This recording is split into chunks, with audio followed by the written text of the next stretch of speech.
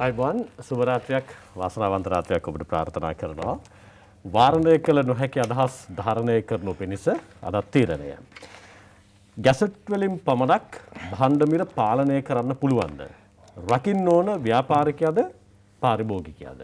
මේ තමයි ඔබ හමුවේ තියපු ප්‍රශ්නය. ඒ ප්‍රශ්නයට උත්තර බඳින්න ඍජුව ප්‍රශ්න කරන්න අපි අද බොහොම ගෞරවයෙන් ආරාධනා කළා.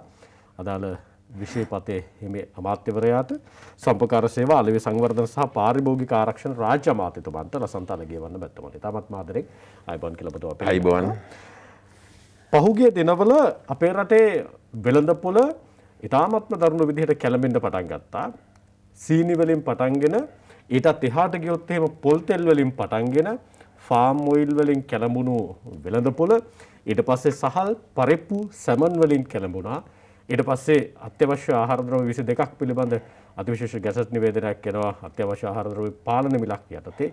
ඊට පස්සේ සීනි සම්බන්ධයෙන් දරුණු ගණේ සාකච්ඡාවක් ඇති වෙනවා. එක් පැත්තකදී රජයට අතිවිශාල මුදලක් අහිමි වුණායි කියන තැන එතන බදු මුදල් අහිමි කර ගැනීම එක්ක ජනතාවට අපේක්ෂිත ප්‍රතිඵල අත්පත් කර දෙන්න හැකියාව නොලැබුණා කියන තැන සමාජ සාකච්ඡාවක් ඇති වුණා. වර්තමානයේ වෙනකොට ප්‍රමුඛව සීනි සම්බන්ධයෙන් ඇති වෙලා තියෙන ගැටලුව මේ වෙලාවේ ආණ්ඩුවට දරුණු විදිහට දැනලා තියෙනවා. ඒ විතරක් නෙවෙයි එතනින් මෙපිට සහල් සම්බන්ධයෙන්ුත් ගැටලුවක් මතුවෙමින් තියෙනවා. සීනි සම්බන්ධයෙන් ගැටලුව අපේ රටේ මෙතෙක් ඉතිහාසය තුළ සීනි සම්බන්ධයෙන් යම් ගැටලුවක් ඇති වෙලා තියෙනවා නම් එහි උච්චතම තැනක අපි ඉන්නේ. රුපියල් 50කට තිබුණු ආනයන බද්ද 725ට අඩු කරලා ආණ්ඩුව ආනයනකරුවන්ට ලබා දුන්න වාසියක් ඒ වාසිය ඍජුව පාරිභෝගික අතට යන්න. නමුත් අපේක්ෂා කරපු විදිහට ඒ මුදල අනෙක් පැත්තෙන් පාරිභෝගිකයට සහනයක් විදිහට ලැබුණේ නැහැ. එහෙම තැනක ජනාධිපතිතුමන් හදිසි නීතිය යටතේ පාරිභෝගිකයා සුරක්ෂිත කර ගැනීම වෙනුවෙන් අතිවිශේෂ ගැසට් නිවේදනයක් නිකුත් කරනවා. මේ මත පදනම් වෙලා මේ වෙලාවේ අත්‍යවශ්‍ය කොමසාරිස්වරයා විසින් වැටලීම් සිද්ධ කරනවා. තම සන්තකයට ගැනීම සිද්ධ කරනවා සහ අනෙක් පැත්තෙන් ඒ භාණ්ඩ වෙළඳපොළ නිකුත් කිරීම සිද්ධ කරනවා. මෙවන් පසුබිමකයි අපි ලසන්ත අලගියවන්න මැතිතුමන්ට අද තීරණයට ආරාධනා කළේ මේ සියලු සිද්ධාමයන් පිළිබඳ ප්‍රශ්න කරන්න පාරිභෝගිකයා පැත්තේ නම් ව්‍යාපාරිකයාත් අමතක නොකර. ජොන් එෆ් කෙනඩි ඇමරිකාවේ හිටපු ජනාධිපතිවරයා ප්‍රබල ප්‍රකාශයක් කරනවා. ඒක ඇමරිකානු පුරවැසියන්ට විතරක් නෙවෙයි ශ්‍රී ලංකේ අපිටත් එක තැනකදී වැදගත්. ඔහු කියනවා සියලු පුරවැසියෝ පාරිභෝගිකයෝය ආර්ථික ශේෂ්ත්‍රයේ විශාලතම ස්තරයේ වුණ්‍ය. ඒ වගේම වැදගත්ම කතාවක් ඔහු කියනවා රාජ්‍ය සහ පෞද්ගලිකයන් සෑම අංශයක්ම ගන්න තීන්දුව වලින් පීඩිතයා බවට පත් වෙන්නේ තැලෙන්නේ පොඩි වෙන්නේ පුරවැසියායි කියලා. ඒක අපට අද අත්වෙනින්න වෙලා තියෙනවා. එක් පැත්තේ රාජ්‍ය අංශය අනෙක් පැත්තේ පෞද්ගලික අංශය. මේ තීරණ දෙකෙන් මැද ඉන්න පාරිභෝගිකයා යම් තැනක ගැටලුවකට මුහුණ දීලා ඉන්නවා. ගරු ඇමතුමා ඔබතුමාලා ආණ්ඩුව බාරගත්තට පස්සේ කොවිඩ් වසංගතය ආවා. ඊට පස්සේ වෙළඳපොළ පිළිබඳව යම් අවිනිශ්චිතතාවයක් නිර්මාණය වුණා. රටේ උද්දමනය පිළිබඳව යම් ගැටලුවක් නිර්මාණය වෙලා තියෙනවා. මේ වෙලාවේ භාණ්ඩ මිල සම්බන්ධයෙන් පසුගියදා අතිගරු ජනාධිපතිතුමන් නිකුත් කරපු අතිවිශේෂ ගැසට් නිවේදනය පාරිභෝගිකයා සුරක්ෂිත කර ගැනීම වෙනුවෙන් භාණ්ඩ මිල ඉහළ යාම පාලනය කර ගැනීම වෙනුවෙන් ඔබතුමාලා ගන්න තියෙන හොඳම තීන්දුව අරන් තියෙන්නේ. ඔව් දසුන් මුලින්ම ස්වාධීන රූපවාහිනී සේවයට ස්තුතිවන්ත වෙන්න ඕනේ මේ අවස්ථාවට ආරාධනා කිරීම පිළිබඳව. ඒ වගේම ඔබ මගේ විමසීමක් කළේ අතිගරු ජනාධිපතිතුමා විසින් එතුමාගේ බලතල පාවිච්චි කරලා මෑතකදී හදිස්සි රෙගුලාසි යටතේ නිකුත් කරනු ලබන ඒ ගැසට් නිවේදනය පාරිභෝගික ආරක්ෂා කිරීම වෙනුවෙන්ද කියලා. අනිවාර්යෙන්ම ඔව්. ඒ කියන්නේ ඒ සම්බන්ධයෙන් ගන්න අවසන් තීන්දුව ඔබතුමාලා අරන් තියෙන්නේ. අනිවාර්යෙන්ම. අද මම මීට මේ ගැසට් නිවේදනය පළ කරපු දවසේ ඉඳන්ම මම බොහෝම පැහැදිලිව කිව්වා මේ වෙලාවේ අපි රටක් විදිහට මුහුණ පාලා තිබෙන අවස්ථාවේදී අපේ අවශ්‍යතාවය ජනතාවට උපරිමයෙන් සේවය කිරීම. ජනතාවගේ අද මේ මුහුණ දීලා තිබෙන ප්‍රශ්න වලින් අපිට කුමක් හෝ දෙයක් වැඩියෙන් කරන්න පුළුවන් අපි ඒක කරනවා. ඉතින් ඒ අනුව මම කිව්වා පාරිභෝගික අධිකාරියේ පාරිභෝගික ආරක්ෂා කිරීම වෙනුවෙන් තිබෙන නීති රීති අපි පසුගිය කාල සීමාව තුළදී සෑම නීතියක්ම අපි ක්‍රියාවට නැංගුවා. නමුත් අපට පාරිභෝගිකයා රකින්න බැරි වුණා. අපි ඒක පිළිගන්න ඕනේ. ඔව් දැන් ඔබතුමාලා සෑම ක්‍රියාමාර්ගයක්ම ගත්තයි කියලා කිව්වට ගත්ත ක්‍රියාමාර්ගයක් කෙනෙක්ගෙන් අහුවොත් පුරවැසියන්ගෙන් අහුවොත් තියෙන ඔබතුමාලා ගැසට් ඒක තමයි ප්‍රශ්නේ. මම පැහැදිලි කරන්න. ඉතින් එම නිසා ඒ ක්‍රියාමාර්ග සියල්ලක්ම අසාර්ථක වුණු නිසා තමයි අතිගරු ජනාධිපතිතුමා විසින් පාරිභෝගික ආරක්ෂා කිරීම වෙනුවෙන් ඒ ගැසට් පත්‍රය විශේෂයෙන්ම පළ කිරීමට කටයුතු කළේ. විශේෂයෙන්ම අපි මුලින්ම පාරිභෝගික ආරක්ෂා කිරීම වෙනුවෙන් දැනට තිබෙන නීති රීති අනුව අපි පාලන මිල ගැසට් පත්‍රය පළ කළා. නමුත් එක පාලන මිලකටවත් අපිට අලෙවි කරගන්න පුළුවන්කමක් ලැබුණේ නැහැ. එතන හේතුව තියෙන්නේ දැන් ඔබතුමාලට හදිසි නීතිය යටතේ මේ නිකුත් කරලා තියෙන ගැසට් නිවේදනයේට එහා ඔබතුමාලා පාලන මිල සඳහන් කරපු අතිශීර්ෂ ගැසට් නිවේදන නිකුත් කරානේ. ඔබතුමාලට මේ දැන් දාලා තියෙන නෛතික රාමුවට එපිට කරන්න තියෙන එකම වැඩ ඒක විතරද? ඔබතුමාම තේරෙන්නේ නැහැ. දැනට ඔබතුමාලා හදිසි නීතිය යටතේ ගැසට් නිවේදන නිකුත් කරලා තියෙනවානේ. මොකද අත්‍යවශ්‍ය සේවා ඒක අපිට මේ නිකුත් කළේ. ජනාධිපතිතුමා නිකුත් කරලා තියෙනවානේ. දැන් ඒ අවසාන ප්‍රතිඵල විදිහට ඔබතුමාලා ඒක කරේ. ඔව්. ඊට එපිට ඔබතුමාලට මේ ගත තීන්දුව ගන්න කලින් ඔබතුමාලට ගන්න සියලුම තීරණ ගැසට් නිවේදනය මම කියන්නේ වගකීමක් විදිහට අපි පනතේ ප්‍රකාරව ගත හැකි සෑම ක්‍රියාමාර්ගයක්ම අපි අරගෙන තිබෙන්නේ. මුදල් අමාත්‍යාංශයත්, රේගුවත්, රජයත්, වෙළඳ අමාත්‍යාංශයත්, පාරිභෝගික අමාත්‍යාංශයත්. නමුත් ඒ එක තීන්දුවකින්වත් බලාපොරොත්තු අරමුණු අපිට ඉටු කරගන්න පුළුවන්කමක් ලැබුණේ නැහැ. ඉතින් එම නිසා මම ගිය සුමානෙත් මම ආරාධනා කළේ කවුරු හෝ ඉන්නවනම් අද මම දැක්ක විවිධ දේශපාලන පක්ෂ විසින් විවිධ 2005 හදිසි අවස්ථා මොකද පනතක් පිළිබඳව යනාදී වශයෙන් සඳහන් කළා. ඉතින් ඒ විවිධ මේ අනපනක් තිබෙනවා. විවසන කළමනාකරණ පනතක්ද මොකද්ද ගැන මම අහගෙන කියනවා.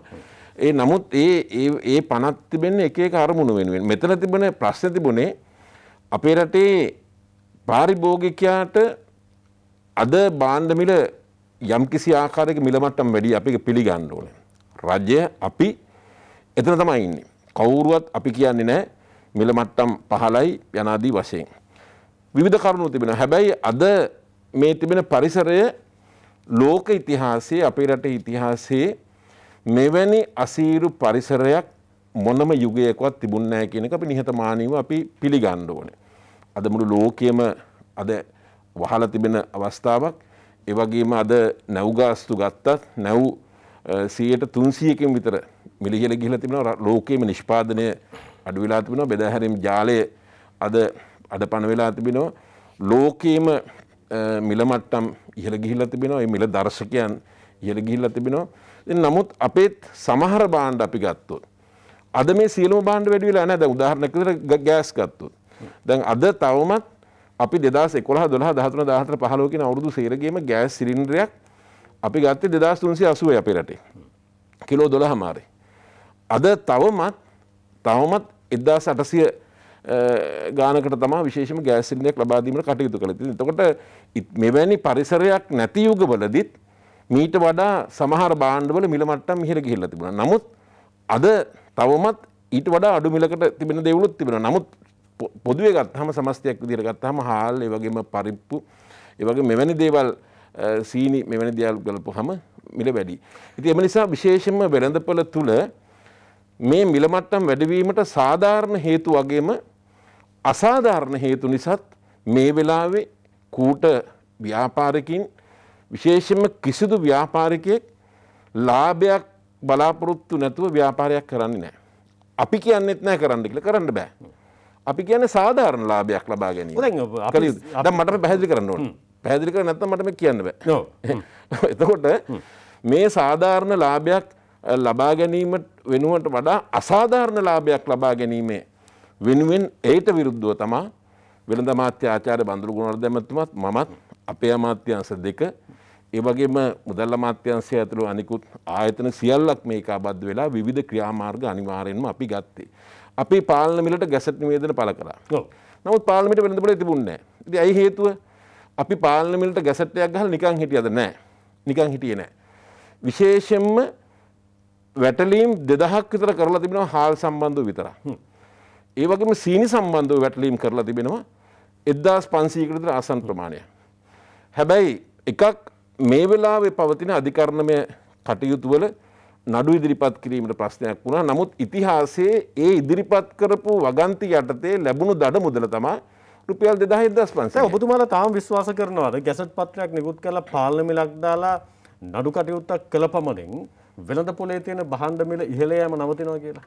නේද? වෙන මොකද්ද දැන් අපි මොකද්ද වඩා හොඳම දේ විශේෂම වර්තමානයේ ලෝක ප්‍රවණතාවයේ සහ අපේ රටේ ප්‍රවණතාවයේ දිහා බලපුවාම පාලන මිලක් නැතුව ඉල්ලුම සැපයුම අනුව පමණක් වෙළඳ පොලේ භාණ්ඩ සුලභ වෙලා ඒ මිල තීරණය තරඟකාරී මිලක් තීරණය වුණොත් ඒක තමයි කිසිදු ගැටලුවකින් තොරව හොඳම දේ.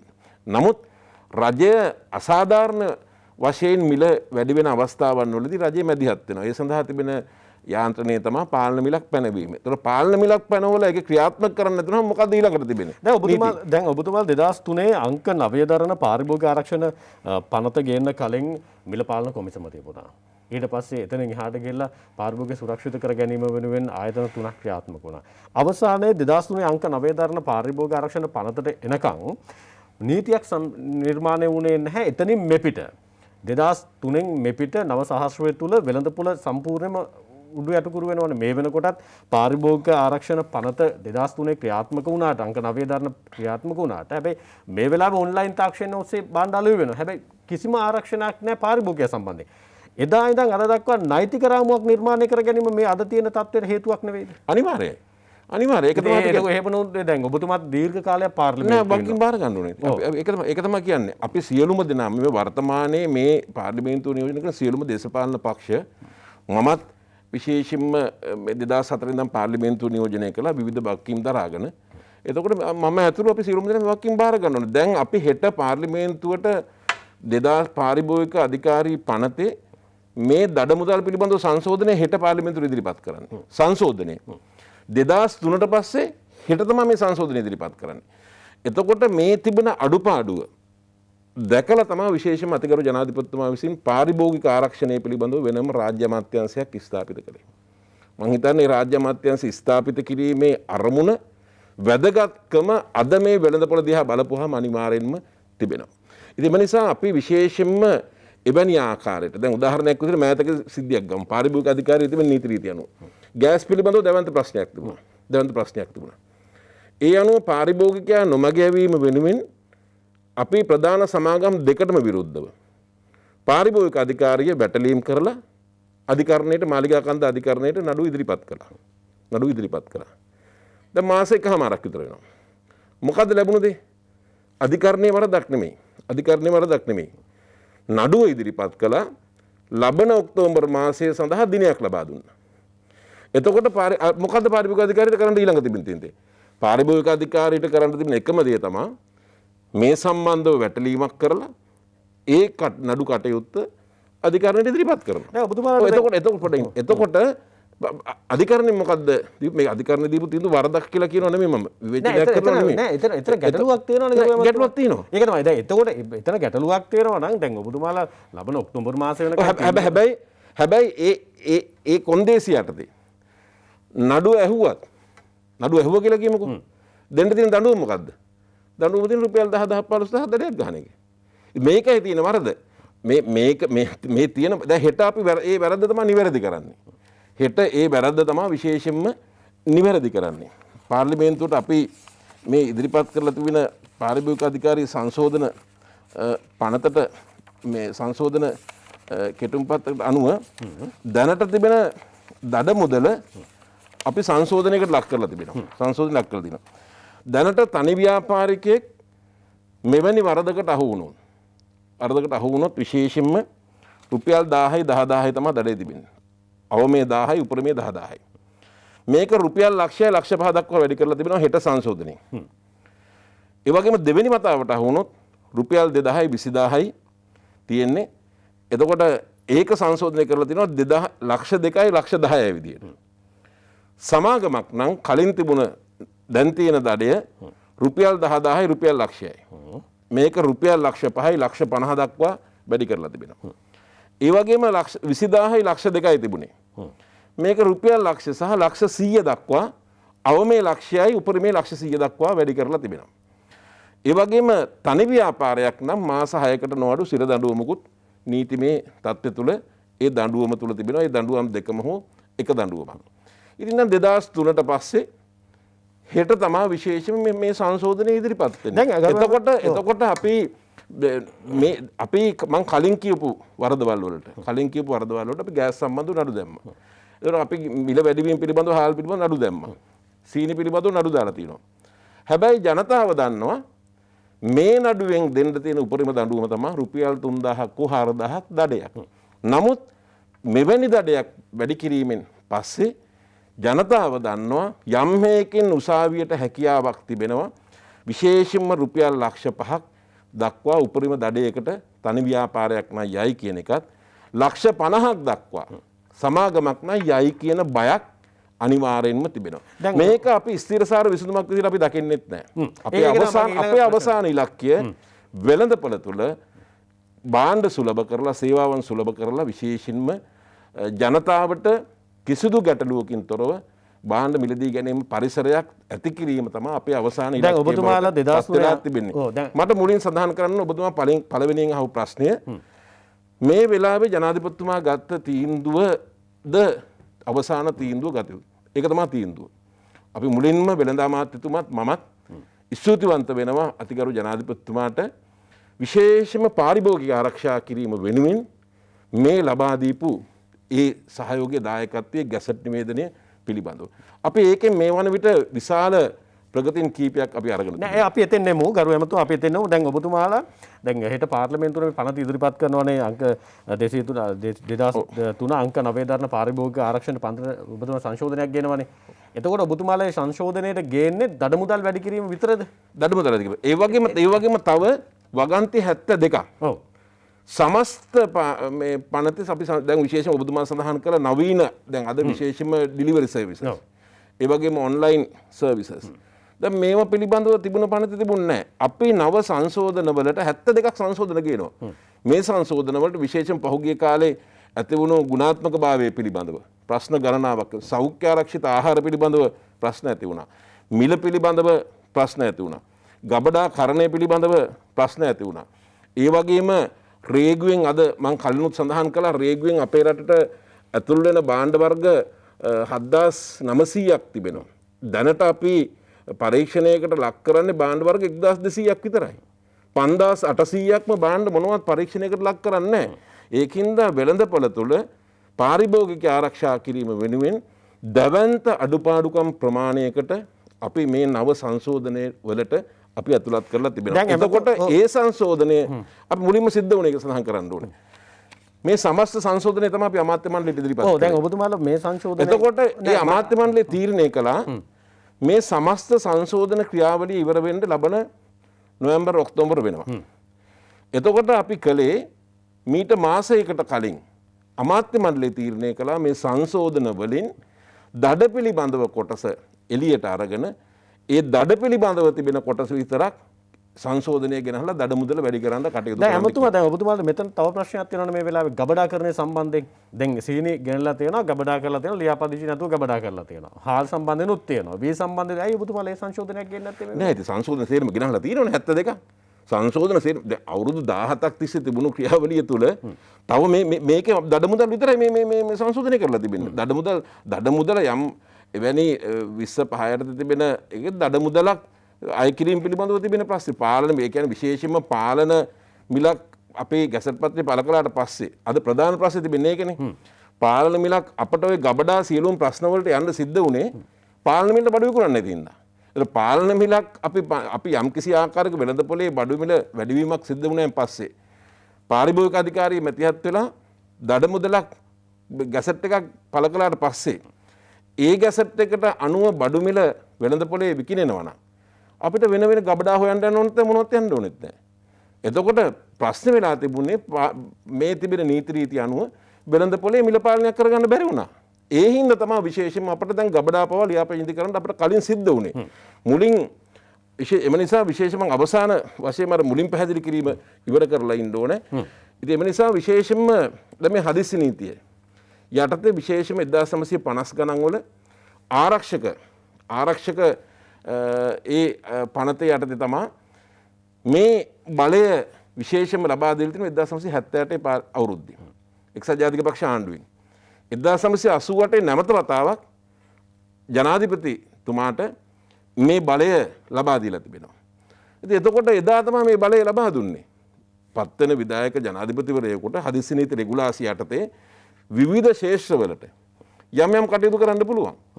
ඉතින් එතකොට අද රටක් විදිහට අපි මුහුණ පාලා තිබෙන මේ අවස්ථාවේදී විශේෂයෙන්ම ජනතාව ඉතාමත් අමාරු අපහසුතාවයක ඉන්නේ. මේ වගේ වෙලාවක පාර්ලිමේන්තුවෙන් හදපු නීති ක්‍රියාත්මක කරන්නේ නැත්තම් මොකද ඒක ඇති වැඩේ? එතකොට ජනතාව ආරක්ෂා කිරීම වෙනුවෙන් තමයි විශේෂයෙන්ම තිබෙන නීති අනුව මේ කටයුතු කරලා තියෙන මේක මොනම ආකාරයකට ප්‍රජාතන්ත්‍රවාදී විරෝධී කටයුත්තක්වත් හමුදාකරණයක්වත් විදිහට කරුණා කරලා ලඝු කරන්න එපා. මේ ගැසට් එක ගැහුවට පස්සේ මොකද අවසාන ප්‍රතිඵලය දැන් වෙලා තියෙන්නේ? අපිට රාජ්‍ය ආයතන විදිහට අපි රේගුවෙන් තොරතුරු ලබාගෙන තියෙනවා. ලබාගෙන අපි මේ දක්වා අපේ ගණනය කරලා තිබුණේ මාස දෙකකට එකහමාරකට අවශ්‍ය සීනි අපේ රට තුළ තිබෙනවා කියලා. දැන් ඔතනදී ප්‍රශ්නයක් මට පැහැදිලි කරන්න බෑ. නෑ මට විනාඩියක් දෙන්න. දැන් ඔබතුමා ඉතින් ගියොත් මට මේ කරුණ කියන්න නෑ අපි එතෙන් නෙමු. දැන් නෑ එතෙන්ට මෙහෙම කියන්නේ මග හැරුණාම නෑ මං ආපහු එතෙන් අරගන්න. දැන් ඔබතුමාලට රේගුවෙන් දීලා තියෙනවා අදාළ දත්ත රට ඇතුළට සීනි කොච්චර ආවද කියලා 725. හැබැයි ඔබතුමාලා දැන් මාධ්‍ය තුල අනාවරණය කරලා ඒක ලකුවට පෙන්නනකම් ආයතන ක්‍රියාත්මක වුණේ නැහැ නේ ගරු ඇමතුමා. නෑ ඒ ක්‍රියාත්මක වුණේ නැත්තේ. කවුද වී සම්බන්ධව වී ගබඩා එතකොට ඔබතුමාලා දැන් වී සම්බන්ධයෙන් ඔබතුමාලා කටයුතු කරන්නේ. හැබැයි සීනි සම්බන්ධයෙන් ආවේ නැහැ නේ ගරු ඇමතුමා. පොඩ්ඩක් ඉන්නකෝ. මේ ගැසට් නිවේදනය පළ කළේ පාරිභෝගික අධිකාරිය. පාරිභෝගික අධිකාරිය. ඒ පාරිභෝගික අධිකාරිය මේ ගැසට් නිවේදනය පළ කරාට පස්සේ එතකොට දැන් ඒකට සාධාරණ කාලයක් අපි ලබා දුන්නා. එතකොට ඒ කාලය අවසන් වෙලා අපි බැලුවත් රටේ තිබෙන තොග ප්‍රමාණය කොහොමද ඉන්නමද කියන එක. එතකොට අපිට විශේෂයෙන්ම මේ පිළිබඳව අපි මේ සීනි අනාවරණය කරන්න පෙර අපේ පාරිභෝගික අධිකාරී කණ්ඩායම් සියල්ලක්ම නැගෙනහිර සහ උතුරු මැද ප්‍රදේශවල ගිහිල්ලා වී ගබඩා වැටලීම් සිදු කරනු ලැබුවා. 52ක් වැටලුවා. 52ක්. වැටලීම් කරලා ලියාපදිංචි කරලා නැති මෙට්‍රික් ටන් 10000කට ආසන්න වී තොගයක් අපි දැනට මුද්‍රා තැබීමේ කටයුත්ත සිදු කළා. ඒ අතරතුරදී තමයි විශේෂයෙන්ම සීනි පිළිබඳව ගබඩා පිළිබඳව මේ අනාවරණයක් සිදු වුණා. අනාවරණය සිදු වෙන්න කලිනුත් අපිට තොරතුරු අනිවාර්යයෙන්ම ලැබිලා තිබුණා. අපි සැලසුම් කරලා තිබුණේ වී ඒ කටයුත්තෙන් පස්සේ සීනි පිළිබඳව ඒ කටයුත්ත සිදු කරනවා කියලා. ඒ කෙසේ හෝ කවුරු හෝ අනාවරණයක් කරලා හරි අපි ඒකට සම්පූර්ණයෙන් හොඳයි ඉතින් ඒක. ඒකනේ වෙන්න ඕනේ. අපි ඉදිරියටත් සමහර විට අපිට පේන්නේ නැති දේවල් ගොඩක් තියෙන්න පුළුවන්. මාධ්‍ය ආයතනයක් වෙන්න පුළුවන්, පුද්ගලයෙක් වෙන්න පුළුවන්, කවු විපක්ෂය වෙන්න පුළුවන්. ජනතාවට අවශ්‍ය දෙයක් කියනවා නම් ඉතින් ඒ ආණ්ඩු පක්ෂ විදිහට අපි ඒක පිළිගන්න ඕනේ. දැන් ඒකත් එක්ක ආපු අනෙක් ගැටලුව තමයි දැන් මාධ්‍ය අනාවරණය කරනකම් සමහරලාට අදාළ ආයතන ක්‍රියාත්මක නොවුනේ ගෙනාපු ආයතන ප්‍රබල දේශපාලඥයන්ට සම්බන්ධයි කියන කාරණාවත් එක්ක. සමාජ මාධ්‍ය තුලත් ඒ සම්බන්ධව වාර්තා වුණා. සීනි ආනයනය කරලා තිබුණේ දේශපාලනඥයන් නැත්නම් දේශපාලනඥයන් පවුල් වලට සම්බන්ධ ආයතන. ඒ නිසා තමයි ක්‍රියාත්මක වුනේ නැත්තේ කියන තන ප්‍රශ්නයක් තිබුණා. එහෙම දෙයක් තිබුණේ නැද්ද? නෑ ඉතින් එහෙම දෙයක් තිබුණා නැති. දැන් ඉතින් මේ වගේ දේවල් කරයි. දැන් එහෙම දෙයක් තිබුණා නම් දැන් මේ වගේ දඩු තීරණ ගන්න නෑනේ. ඉතින් දැනටත් ඔබතුමාලා ආයතන පහක සීනි සම්බන්ධයෙන් ආයතන පහක තොග විතරයි නත්තඩංගුට අරගෙන තියෙන්නේ. ඔබතුමාලා හදිසි නීතිය යටතේ අරගෙන තියෙන්නේ. නෑ අපි අනෙක් සියලුම ගබඩාවල තිබෙන ඒවත් අනිවාර්යෙන්ම අපිට ගැනීමේ කිසිදු බාධාවක් නැහැ. ඒ වගේම දැනට මේ තිබෙන ගබඩා පහෙත් අපි 35000ක අවශ්‍ය ප්‍රමාණයක් මේ සීනි තිබෙනවා. ඒ අනුව සම්පකාර සතුට සඳහා ඒවා අපි දැන් බෙදා හැරීමේ කටයුතු ආරම්භ කරලා තිබෙනවා. දිස්ත්‍රික් ලේකම්වරුන්ට අපි දැනුවත් කිරීමක් කළා. හෙට වන විට සෑම ප්‍රාදේශීය ලේකම් කාර්යාලයකම තොග වෙළඳුන්ට අවශ්‍ය සීනි තිබෙනවා නම් අනිවාර්යෙන්ම ඒවා ආහාර කොමසාරිස් ඒ වගේම සම්පකාර දෙපාර්තමේන්තුව යට තිබෙන කෝෆෙඩ් ආයතනයේ සතුස ආයතනය මගින් තමයි මේ සීනි බෙදා හැරීමේ කටයුතු ඉදිරියේදී විශේෂයෙන්ම සිදු කරනු ලබන. ඒ අනුව මේ වන විට සුපිරි වෙළඳසැල් ජාලයට අවශ්‍ය සීනි නිකුත් කරලා තිබෙනවා. ඒ වගේම සමුපකාර සතුස සඳහා අවශ්‍ය සීනි නිකුත් කරලා තිබෙනවා. දැන් අපි බලාපොරොත්තු වෙන්නේ සමුපකාරයකට සතුසකට ගිහිල්ලා සීනි කිලෝ එකක් දෙකක් අරගෙන ඇවිල්ලා වැඩක් නැහැ. අවශ්‍ය ප්‍රමාණය සීනි ලබා ගැනීමට තිබිය යුතුයි. ඒ නිසා වෙළඳපොළ සුලභ කිරීමේ කටයුත්ත ඉදිරි දින කිහිපය තුළදී අනිවාර්යයෙන්ම නිම කිරීමට කටයුතු කරනවා. හැමතුමා මේ වෙනකොට ඔබතුමාලගේ නිරීක්ෂණය අනුව ලංකාවට සීනි ආනයන කරන සමාගම් කීයක් තියෙනවද? දැනට 13ක් විතර තිබෙනවා. ඔබතුමා 12යි සඳහන් කරලා තිබුණා මාධ්‍යයට. 12යි තියෙන්නේ. ඔව් 12. එතකොට ගරු ඇමතුමා ඒ ආයතන 12 විසින් ඔබතුමා ළඟ දත්ත තියෙනවද ලංකාවට සත 25ට ආනයනික බද්ද අඩු කරාට පස්සේ කොච්චර මෙට්‍රික් ටන් තොගයක් ලංකාවට ගෙනලා තියෙනවද කියලා? 4,72,000යි. දැනට ඔබතුමාලා බාහිරයට කොච්චර අරන් තියෙනවද ගරු ඇමතුමා? දැනට වාර්තා වෙලා තිබෙනවා 1,30,000ක ප්‍රමාණයක්. එතකොට අනෙක් 1,30,000ක ප්‍රමාණයක්. අනිකුත් සීනි සම්බන්ධයෙන් ඉතින් සීනි මාසෙකට 45,000ක් විතර යනවනේ. 50,000ක් විතර යන්නේ. 40,000ක් විතර පරිභෝජනය වෙනවා. එතකොට මේ 4,70,000ට මේ දිනේ වන විට තිබුණු තොගයකුත් ඒක රාශී විය යුතුයි තිබෙනවා. දැන් උතනදී ඇවිල්ලා තියෙන ගැටලුව ගරු ඇමතුමා මීට මාස 9කට කලින් ඔබතුමාලා ආනයනික බද්ද රුපියල් 50 තිබෙන 725ට අඩු කළේ පාරිභෝගිකයට අඩු මිලට සීනි ලබා දෙන්න. එතකොට ගෙනාපු සීනි තොග තමයි තාම හංගලා තියෙනවා කියලා කියන්නේ ගරු ඇමතුමා. එතකොට ඔබතුමාලා ඒ කාලේ ගැසට් කළේ ඒ ගේන සීනි රුපියල් 90ට 85ට සහ 80ට තමයි ඔබතුමාලා ගැසට් කරලා තිබුණේ. ඊට පස්සේ දැන් ඔවුන් සීනි තියාගෙන ඉඳලා මේ වෙලාවේ රුපියල් 200ට එහා ගියපු මිලකට වෙළඳපොළට නිකුත් කරනවා. ඔබතුමාලා ගැසට් එකක් ගහනවා පැකට් කළ සීනි 125යි පැකට් නොකළ සීනි 122යි තොග මිල 116යි කියලා. ඒක ගරු ඇමතුමා දැන් සමහර වෙලාවට මාස 9ට 725යි ආනයන බද්දට අරගෙන ආපු සීනි ඔබතුමාලා දැන් මාස 9කට තව රුපියල් 35ක් වැඩි කරලා දීලා තියෙන ආනයනකරුවන්ට. කෙනෙකුට කියන්න පුළුවන් රුපියල් 50ට තිබ්බ ආනයනික බද්ද 725ට අඩු කරලා රුපියල් 49.75ක් පාඩු කරගෙන රජය ප්‍රජාවට ලබා දෙන්න තිබු සහනත් අයින් කරලා කූට වෙළඳුන්ට එතනත් ඔබතුමාලා සහනයක් දෙන රුපියල් 49.75ක ලාභයකුත් දීලා දැන් ඔබතුමාලා මෙතන රුපියල් 35ක තව ලාභයක් දීලා තියෙනවා. ඒක සාධාරණද මෙතුමා? ඔය දැන් ඔබතුමාලා අහන ප්‍රශ්නේ ඕක හැමතැනම කියන දෙයක් කතා කරන දෙයක්. දැන් මෙතන මොකද්ද මට පොඩ්ඩක් කරුණාකරලා වෙලාව දෙන්න හරි ඔබතුමා පැහැදිලි කරනවා. ඒ අතරතුර පැහැදිලි කර ගැනීමක් අවශ්‍ය වුණොත් හරස් ප්‍රශ්න අහන්න. එතකොට රජය මෙවැනි බදු සහන ලබා දෙන්නේ අරමුණු කීපයක් මුල් කරගෙන. එකක් බදු මුදල් වැඩි කරනවා ආනයනය අධෛර්යමත් කරන්න. හරි. එතකොට බදු මුදල් අඩු කරනවා සමහර විට ආනයන ධෛර්යමත් කරන්න. එතකොට මෙවැනි තීන්දුව ගැනීමේදී දේශීය නිෂ්පාදන පිළිබඳව බලනවා. දේශීය නිෂ්පාදන පිළිබඳව.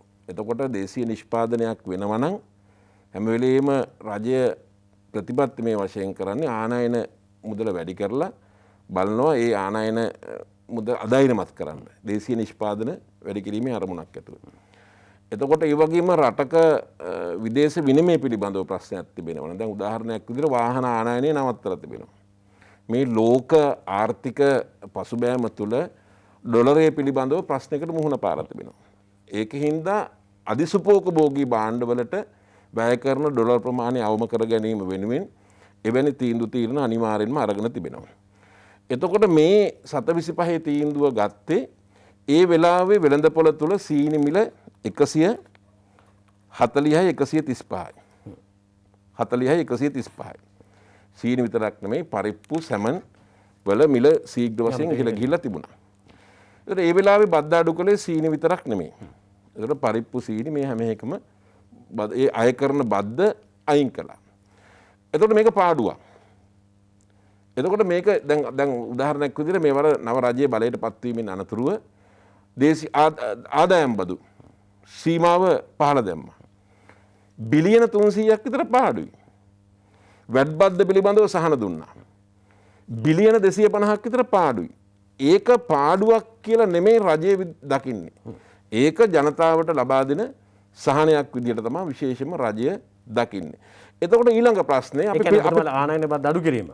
අඩු කිරීම. එතකොට දැන් මේ වෙලාවේ රුපියල් 50ට තිබුණු බද්ද අඩු කිරීම එකක් කියන්න ඕනේ ඉතිහාසයේ පළවෙනි වතාවට සිදු වුණ එකක් නෙමෙයි.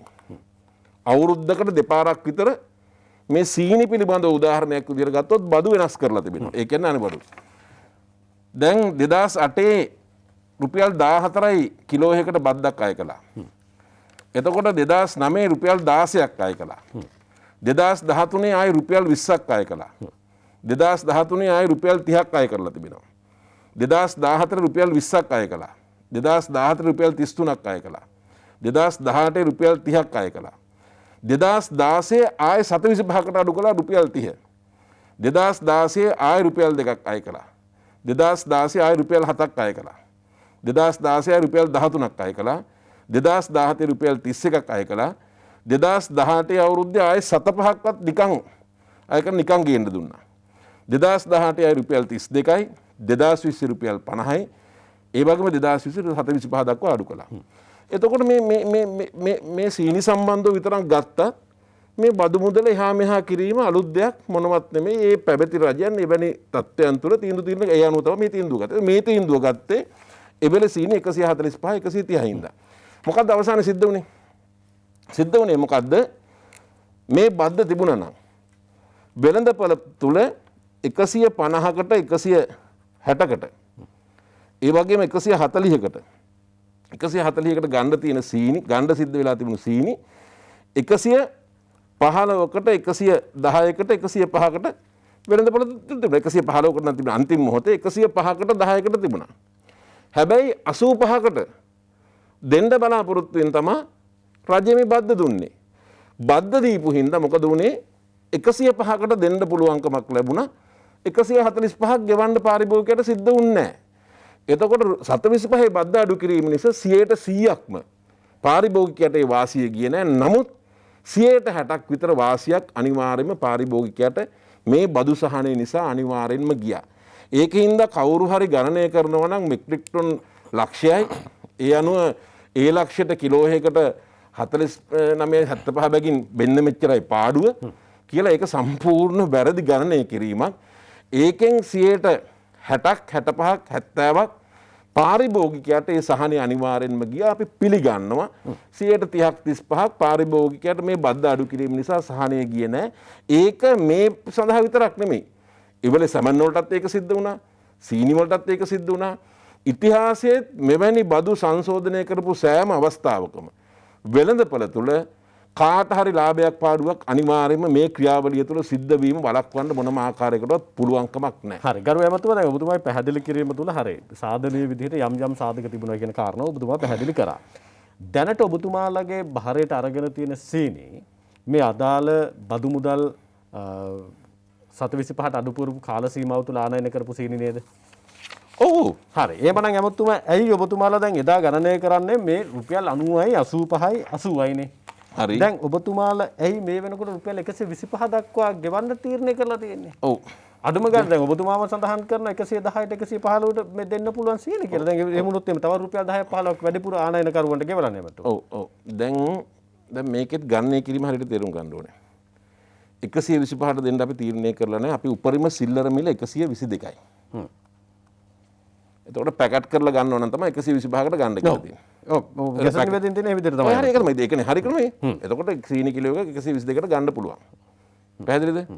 ඔබතුමාලා ගැසට් කරලා තියෙන්නේ සීනි කිලෝග්‍රෑම් එකක් රුපියල් 116යි ආනයනකරු විසින් විකිණිය යුතු උපරිම තොග මිල. ඊට පස්සේ ඔබතුමාලා උපරිම සිල්ලර මිල පැකට් නොකළ දෙනවා. හරි ඔව්. 122කට ඔබතුමාලා තියනවා 125ට පැකට් කළ. හරි ඔව්. එතකොට දැන් මේ ආනයනකරුටත් අපි මිලක් දාලා තියෙනවා. 116ක තමයි මිලක් දාලා තියෙන්නේ. 116ක තමයි මිලක් දාලා තියෙන්නේ. එතකොට ආනයනකරු සහ අවසාන සිල්ලර වෙළෙන්ද අතර දැන් කොළඹින් බඩු ගම්පහට ගෙනියන්න ඕනේ. ගම්පහෙන් බඩු ගෙනියන්න ඕනේ තව කුඩා නගරයකට. කුඩා නගරයෙන් ගමේ සිල්ලර කඩේකට යන්න ඕනේ.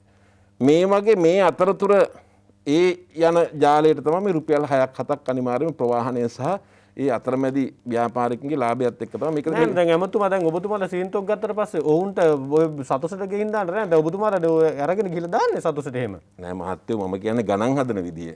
ගණන් හැදුවට ඇමතුමා දැන් ඔබතුමාට ගණන් අපි ගණන් හදන එකයි ප්‍රායෝගික දැන් මේ හැමදාම සතුටෙන් බෙදන්නේ නෑනේ. සාමාන්‍ය වෙළඳපොළ තුළ සිද්ධ වෙන්නේ මොකද්ද? අපේ අවසාන අරමුණ මේ බඩු ටික සේරම සතුටෙන් සම්පකාරයෙන් රටට බෙද බෙද ඉන්න. දැන් ඔබතුමාලා ගන්නට දැන් මොතනින් ගත්තොත් මෙට්‍රික් ටෝන් ඔබතුමාලා දැන් ලක්ෂයක් විතර ගත්තයි කියලා කියන්නේ. ඔක ලක්ෂ 120ක් ගත්තයි කියලා කියන්නේ. ලක්ෂ 120 ඔබතුමාලා සතුටට හරහා ඔබතුමාලා බෙදා හරිනවනේ. අඩු ගන්න ඒ තොගවලවත් මිල අඩු කරන්න බෑ. හරි පොඩ්ඩක් ඉන්න පැහැදිලි කරන්න. ඔව් එතකොට දැන් මේ 116ට අපි තීරණය කරලා තියෙනවා. එතකොට මේ 116ට තීරණය කරපු සීනි සාමාන්‍යයෙන් ගණනය කිරීමේදී අපේ රටේ අවසාන මාස කීපෙ තොගේ තමයි බලන්නේ. දැන් උදාහරණයක් විදිහට ඒක තමයි සාමාන්‍ය දී. ඒතර අද අපි ගණනය කරන අපිට පාරිභෝගික අධිකාරිය සහ අපිට ඕන විදිහට මිල ගණන් තීරණය කරන්න පුළුවන් කමක් නැහැ. එතකොට ඒ සඳහා මිල කමිටුවක් ඉන්නවා. එය බලන කරුණු තියෙනවා. ඒ විවිධ ප්‍රතිපත්ති තියෙනවා. විවිධ දර්ශකයන් තියෙනවා. ඒවා බලලා තමයි මේ ගණනය කිරීම කරන්නේ. එතකොට දැන් අවසාන වතාවට අපි අද තිබෙන ඒ තොගේ දිහා බලපුවාම මාර්තු විතර ඉඳන් මෙහාට ගෙනාපු සීන් ටික තමයි මේ 1,30,000 විතර අපේ රටේ තියෙන්නේ කියන උපකල්පනය තුල තමයි විශේෂයෙන්ම මේ කටයුත්ත කරලා තිබෙන්නේ. එතකොට මේ සීනි ගේන දවස් වෙනකොට ඇමරිකානු ඩොලරයක වටිනාකම විශේෂයෙන්ම රුපියල් 199ක් 197ක් විතර තමයි මේ කාල සීමාව තුළදී ඇමරිකානු ඩොලර් එකක් විශේෂයෙන්ම තිබුණේ. එතකොට රජය තව එක ප්‍රතිපත්තිමය තීන්දුවක් ගත්තා පසුගිය ජනවාරි මාසයේ ඉඳන්. ඒකත් මේ රටේ විනිමය පාලනය කිරීමේ ක්‍රමයක් විදිහට මාස 6ක ණය පදනමක් යටතේ තමයි සීනි ගෙන්නනවා නම් මෙහාට ගෙන්නන්න ඕන.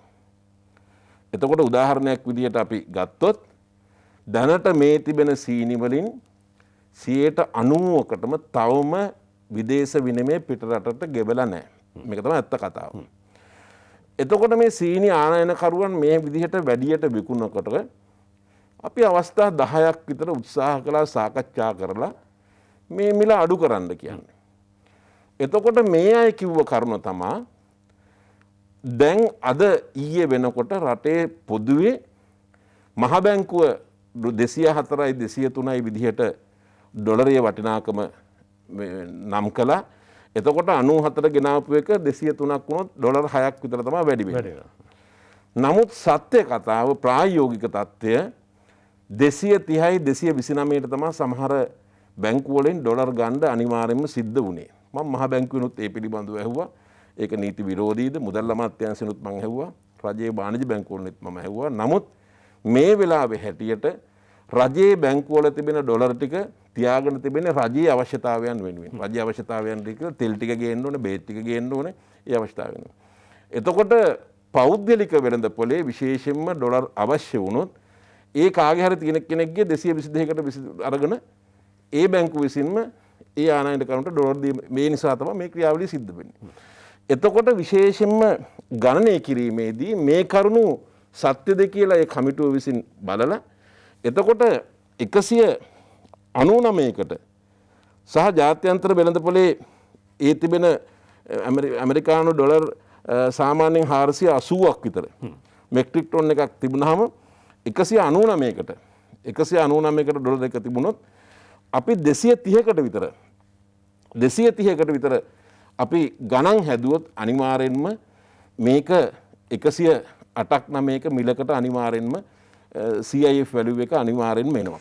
එතකොට CIF වැලියු එක එතන තිබ්බෙන් පස්සේ තව ඇතුලේ ගබඩා ගාස්තු සහ වියදම් සහ ලාභ ප්‍රතිශතයක් ඒකරාශී කරන ප්‍රමාණයක් තිබෙනවා. ඒකත් එක්ක බලලා තමයි විශේෂයෙන්ම මේ 116 කියන මිල තීරණය කළේ.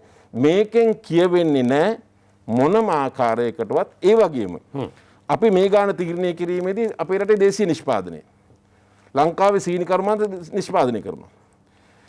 එතකොට අපිට තව කරුණක් අපිට බලන්න සිද්ධ වෙනවා විශේෂයෙන්ම 143ක් විතර යනවා ලංකාවේ සීනි කිලෝ එකක් හදන්න. රජයේ සම්බන්ධ ආයත අපේ ජානක වක්කුඹර ඇමතුමා ඒක ඉතාම සාර්ථකව කටයුත්ත අද ඉටු කරමින් පවතිනවා. අපිට මේ අමාරු වෙලාවේදී විශේෂයෙන්ම එතුමාගේ අමාත්‍යාංශය යටතේ අපිට රතු සීනි 130ට ලබා දීමට කටයුතු කළා. එතකොට මේක අවසාන ඉලක්කයක් තිබෙන්නේ විශේෂයෙන්ම ජනාධිපතිතුමාගේත් අපේ රජයේත් ඒ ඉලක්කයක් ලබා දීලා තියෙන අමාත්‍යාංශයට රටට අවශ්‍ය කරන සීනි ටික මේ රටේ හදාගන්න. ඒක තමයි ඉලක්කය. එතකොට අපි මේ ආනයනික සීනි වලට මිලක් තීරණය කිරීමේදී අපි අනවශ්‍ය ආකාරයට මිලක් පහත හෙළුවොත් දේශීය නිෂ්පාදකයාට විශාල අපහසුතාවයකට මුහුණ පාන්න සිද්ධ වෙනවා. එතකොට ඒකත් එක කරුණක් විශේෂයෙන් බලපෑවා. එතකොට දැන් සිද්ධ වෙලා තිබෙන්නේ විශේෂයෙන්ම අපි ගබඩා භාරයට ගත්ත සීනි ප්‍රමාණය සහ අනිකුත් සීනි ප්‍රමාණයක් දැන් ඉදිරියේදී විකුණන්න බලාපොරොත්තු වෙන්නේ මේ යාන්ත්‍රණය හරහාමයි. හරි. දැන් එතකොට මේ යාන්ත්‍රණය හරහා විකුණපුවාම තාම මේ විකුණන සල්ලි දැන් තාම මේ ගබඩාවල තිබෙන සීනි විකුණන සල්ලි මේවා තාම ආනයනකරුවන්ට ලබා දීලා නැහැ. එතකොට මේ වැරදි මතයක් අරිනවා මේ ගබඩාවල තිබෙන සීනි ටික විකුණලා අර මිනිසුන්ට මේ ගානට සල්ලි දෙනවා කියලා. එහෙම එකක් තාම තීරණය කරලා නැහැ. එතකොට සිද්ධ වෙන්නේ මේ ගබඩාවල තියෙන සීනි විකුණලා සතස වෙනම ගිණුමක් හදලා තිබෙනවා. කෝෆෙඩ් ආයතනයේ වෙනම ගිණුමක් හදලා තිබෙනවා. ආහාර කොමසාරිස් යටතේ වෙනම ගිණුමක් හදලා තිබෙනවා. මේ ගිණුම් තුනට තමයි මේ විකුණන සියනම සල්ලි දාන්නේ. ඊට පස්සේ මේ ආනයනකරුවන් විසින් අත්‍යවශ්‍ය සේවා කොමසාරිස් ජෙනරාල්වරයාට අභියාචනයක් ඉදිරිපත් කරන්න ඕනේ. මගේ මෙන්න මෙච්චර සීනි තොගයක් තිබුණා. මම රටට ආනයනය කළේ මෙන්න මේ ගානට. ඒ අනුව මෙන්න මේ මුදල මට වන්දියක් ලබා දෙන්න කියලා. එතකොට අත්‍යවශ්‍ය සේවා කොමසාරිස්තුමා සහ රජය තමයි තීරණය කරගන්නේ මොන වන්දි මුදලක්ද මේ අයට ලබා දෙන්න කියලා. ඉතින් ඒකින්ද මේකේ වැරදි මතයක් යවන්න එපා. මේ මුදල 116ම හෝ 122ම හෝ මේ ගෙනාපු අයට දෙනවා කියලා වැරදි මතයක් කරුණාකරලා ඇති කරගන්න එපා. එහෙම සිද්ධ වෙන්නේ නැහැ. දැනට ඔබතුමාලා තීරණය කරලා තියෙන්නේ මොකද්ද? කීය ගාන ගෙවන්නද ඔබතුමාලගේ එහෙම තීරණය? ඒක අත්‍යවශ්‍ය කොමසාරිස්තුමා ඇතුළු ඒ කමිටුවක් විසින් තීරණය කරේ. දැන් මේකේ ඊළඟ ක්‍රියාවලියක් තියෙනවා. දැන් විශේෂයෙන්ම තිබෙන තත්ත්වය තමයි මේ දැන් ඔවුන්ගේ සීනි තොග ඔබතුමාලා ගන්නේ අත්‍යවශ්‍ය කොමසාරිස්වරයා ලබා ගන්නේ ඒ අදාළ ආයතනයේට මෙච්චර ප්‍රමාණයක් තියෙනවා. ඒක අපි ගන්නේ දැනට තියෙන තීන්දුව తీරන අරන් තියෙන මෙන්න මේ මුදලට ගන්න කියලා නෙවෙයිද? නෑ ඒ ක්‍රියාවලියක් තියෙනවා. මේ ගැසට් එකේමත් තියෙනවා. දැන් මේ ගැසට් එකේ තියෙන්නේ විශේෂයෙන්ම මේ අත්‍යවශ්‍ය කොමසාරිස් ජෙනරාල්වරයාට ලබා දීපු ගැසට් එකේ බලය තිබෙන්නේ ඔව්. ඒ බලය වෙළඳපොළ තුල අසීමිත හිගයක් තිබෙනවා නම් අසීමිත මිල වැඩිවීමක් තිබෙනවා නම් ඒ භාණ්ඩ ටික අනිවාර්යයෙන්ම ලබාගෙන සහතික මිලට සෝ ආනයන රේගුවේ තිබෙන ගණන් පිළිබඳව සංසන්දනාත්මකව බලලා මිලක් තීරණය කරලා ඒ අයට ලබා දීම කළ යුතුයි කියන තැන තමයි විශේෂයෙන්ම මේ බලතල් ලබා. ඒ වගේම රජයේ බැංකු විසින් ණය අරගෙන තිබෙනවා. දැන් විශේෂයෙන්ම වී මිලදී ගැනීම සඳහා බිලියන 17කට විතර ආසන්න ණයක් අරගෙන තිබෙනවා. එතකොට රජයේ බැංකු එතකොට මේ තොග අයිති වෙන්නේ බැංකු වලට බොහොමයක්. ඒතර බැංකු එක්කත් කතා කරලා ඒ වගේම රේගුවේ ගන්නොත් තීරණය කරලා තමයි අවසාන වශයෙන් තීරණය කරන්නේ අත්‍යවශ්‍ය සේවා කොමසාරිස් මුදල් අමාත්‍යාංශය සහ අපේ අමාත්‍යාංශ සේරම එක්ක අහුවෙලා මේ අයට කොච්චරක් ගෙවනවද කියලා. ඉතින් ඒකින්ද කවුරුවත් කලබල වෙන්න දෙයක් නැහැ.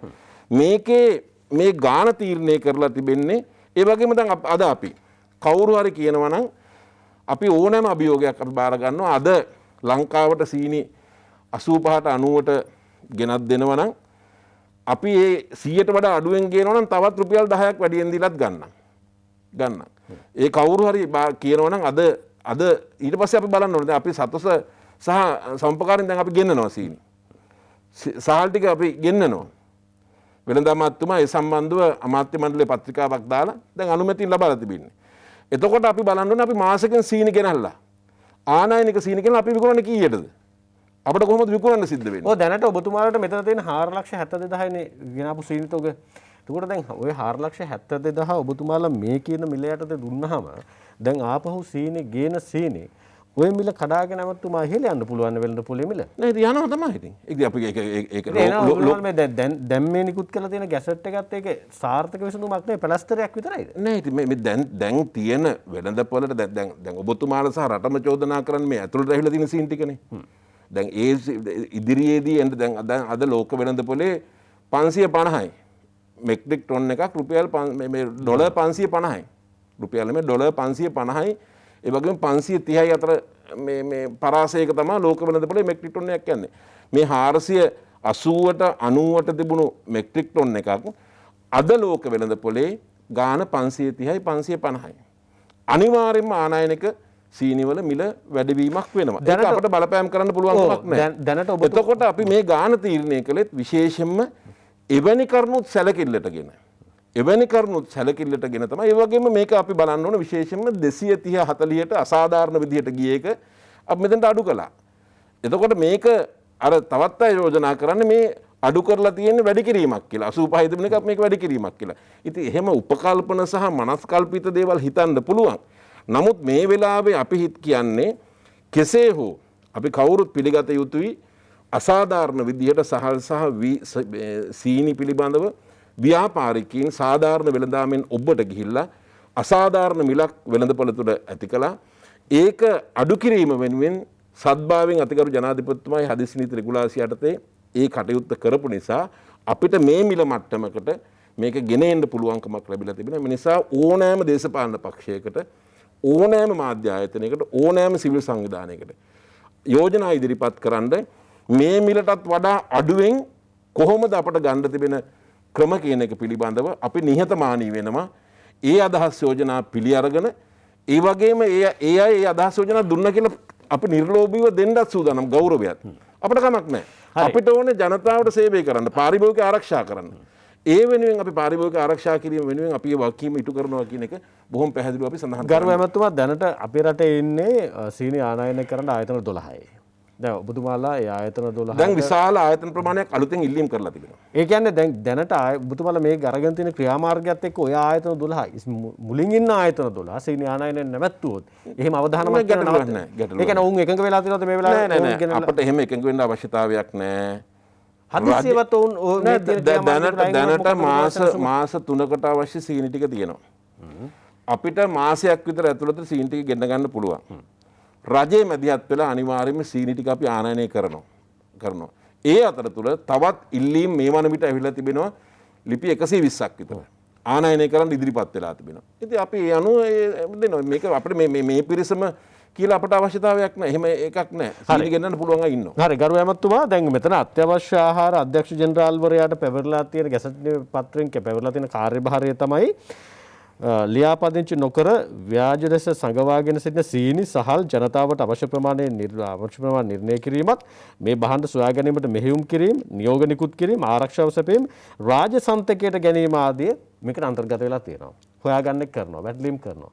රාජ්‍ය සන්තක කරනවා කියන එක කරන්න බෑ. ඒක තමයි ඒ කමිටුවනේ ඒක කරන්න ඕනේ. ඒක දැන් අත්‍යවශ්‍යයි. දැන් මේක අපි ඉස්සෙල්ලාම මේ ගබඩා ගන්නවා. ගබඩා අරගෙන මොකද්ද කරන්න ඕනේ? ගබඩා ටිකට ආරක්ෂාව තියාගන්න ඕනේ. තියාගෙන මේ ගබඩාවල තිබෙන සීන් ටික අලෙවි කරන්න ඕනේ. අලෙවි කරලා ඉවරුනාට පස්සේ තමයි අභියාචන ඉදිරිපත් කරන්නේ අපිට මේක වන්දි දෙන්න කියලා. ඒ වන්දි දීමේදී තීරණය කරයි වන්දි දෙනවද නැද්ද කීයක්ද දෙන්න කියලා තීරණය කිරීමේ කටයුත්ත විශේෂයෙන්ම ඒ යෝජිත කමිටුවක් විසින් සිදු කරනු ලබයි. මේ වෙනකොට ඔබතුමාලා එහෙම තීන්දුවක් අරගෙන සමහරවිට මේ වෙලාවේ මාධ්‍ය තුල සහ සමාජ මාධ්‍ය තුල කියන්නේ ඔවුන් සීනි ගෙනාව 725ට ගබඩා කරා ආණ්ඩුව ගිහිල්ලා ඊට වැඩි ගාණක් දීලා අරගෙන යනවා රාජ්‍ය සන්තක කරන කෙනා ජීවිතේට සිද්ධ වෙන්නේ නැති වෙයි කියලා. ඔය එතකොට මෙහෙමයි කියන්න ඕනේ. දැන් මේ රාජ්‍ය සන්තක කිරීමේ අවස්ථාව කරනවා නම් ලැබිලා තිබෙන හදිසි නීතියට මේක බල කරපු හින්දානේ. එතකොට දැන් අනිත් පැත්තෙන් තියෙන චෝදනාවක් තමයි ඇයි හදිසි නීතියට මේක ගෙනාවේ? නේද ඒ කාර්යභාර ඔබතුමාලා පැහැදිලි කරන්නේ. එතකොට එහෙම චෝදනාවක් තියෙනවා. ඉතින් ඒකින්ද අපි මේක තීරණය කරන අවසාන වශයෙන් පාරිභෝගිකයට සහනයක් ලැබිලා තියෙනවා. ඒ සහනය ලබා දෙන්න පුළුවන්කමක් ලැබුණේ මේ අතිවිශේෂ ගැසට් නිවේදනය මුල් කරගෙන. එතකොට අපි එහෙමනම් මම ඒකයි කිව්වේ මේක ගෙනාපු ක්‍රමයක් වැරදි තවත් සහන ඕන කියලා කියන්න කාටවත් මම හිතන්නේ ප්‍රායෝගිකව පුළුවන්කමක් නැහැ. ඒකින්ද කියන්න ඕනේ අපි හෙට දැන් පාර්ලිමේන්තුවේ තියෙනවා විපක්ෂයට විශේෂ යෝජනා කරන්න පුළුවන්. මේක ඉතාමත් මේක නිවැරදි ක්‍රියාවක්. ඒ අනුව මේක අනිවාර්යයෙන්ම රාජසන්ත කිරීමේ කටයුත්ත කරනවා නම් කරන්න ඕනේ. නැත්තම් තවත් ඉදිරිපත් කරයි මේ අනවශ්‍ය බලයක් යොදවලා ව්‍යාපාරිකයෝ විනාශ කරන්න කටයුතු කරන යනාදී වශයෙන් මේක. නමුත් රජයේ එවැනි තීන්දුවක් හෝ ගන්න පසුබට වෙන්නේ නැහැ. අනිවාර්යෙන්ම පාරිභෝගික ආරක්ෂා කිරීම වෙනුවෙන් කියන එක අපි විශේෂයෙන්ම සඳහන් කරන්න ඕනේ. සාමාන්‍යයෙන් වෙළඳ පොලේ තියෙන තත්ත්වය තමයි යම් භාණ්ඩයක අසීමිත ඉල්ලීමක් තියෙනවා නම් වෙළඳ පොලට ඒ භාණ්ඩයේ සැපීම සීමා සහිත නම් මිල උච්චාවචනය වීම වළක්වන්න බෑ. මිල ඉහළ යෑමක් සිදු වෙනවා. සීනි සම්බන්ධයෙන් ඔය කියපු කාරණාව සාධනීයයි කියලා කියමුකෝ එමෙතුමා. හැබැයි වී සම්බන්ධයෙන් හාල් සම්බන්ධයෙන් මේ වෙලාවේ තියෙන ওই තත්ත්වයක් නෙවෙයි. කෘෂිකර්ම ඇමතිවරයා කිව්වා වී අතිරික්තයක් තියෙනවා කියලා වැඩිපුර වී අස්වැන්නක් ලැබුණයි කියලා. එතකොට වී අස්වැන්න ප්‍රබලව තියෙනවා අපේ රට ඇතුලේ. එතකොට වී අස්වැන්න අතිරික්තයක් තියෙනවා නම් ඊට අදාළ සැපයුමට දෙන්නත් වැඩිපුර ප්‍රමාණයක් තියෙනවා නම් කොහොමද සහල් මිල ඉහළ ගියේ? මේක හරියටම කෘතිමව මේ බාධකයේ දාලා තියෙන තැන හඳුනගෙන තියෙනවා. දැන් ඔබතුමාලා මේ අතිශය ගැසට් නිවේදනයේ සහල් කිලෝ එක උපරිම මිල සඳහන් කරලා තියෙනවා. අතිරික්තයක් තියෙද්දිත් සැපෙවුම ඕනවට වැඩිය තියෙද්දිත් ඇයි වෙන්න පොලේ මිල ඉහළ ගිහිල්ලා තියෙන්නේ? ප්‍රබලව මීට වසර ගණනාවකට පෙර පාර්ලිමේන්තු විවාද තුලත් සාකච්ඡා වුණා. අපේ රටේ සහල් මාෆියාවක ප්‍රබල කණ්ඩායමක් ඉන්නවා කියලා. ඒක තරගේ දේශපාලඥයෝ ඉන්නවා කියලත් ඒ සම්බන්ධයෙන් සඳහන් වෙනවා. අපි එතන නවතිමු. මේ විරාමෙන් පස්සේ ඔබතුමාගෙන් ප්‍රශ්න කරන්න.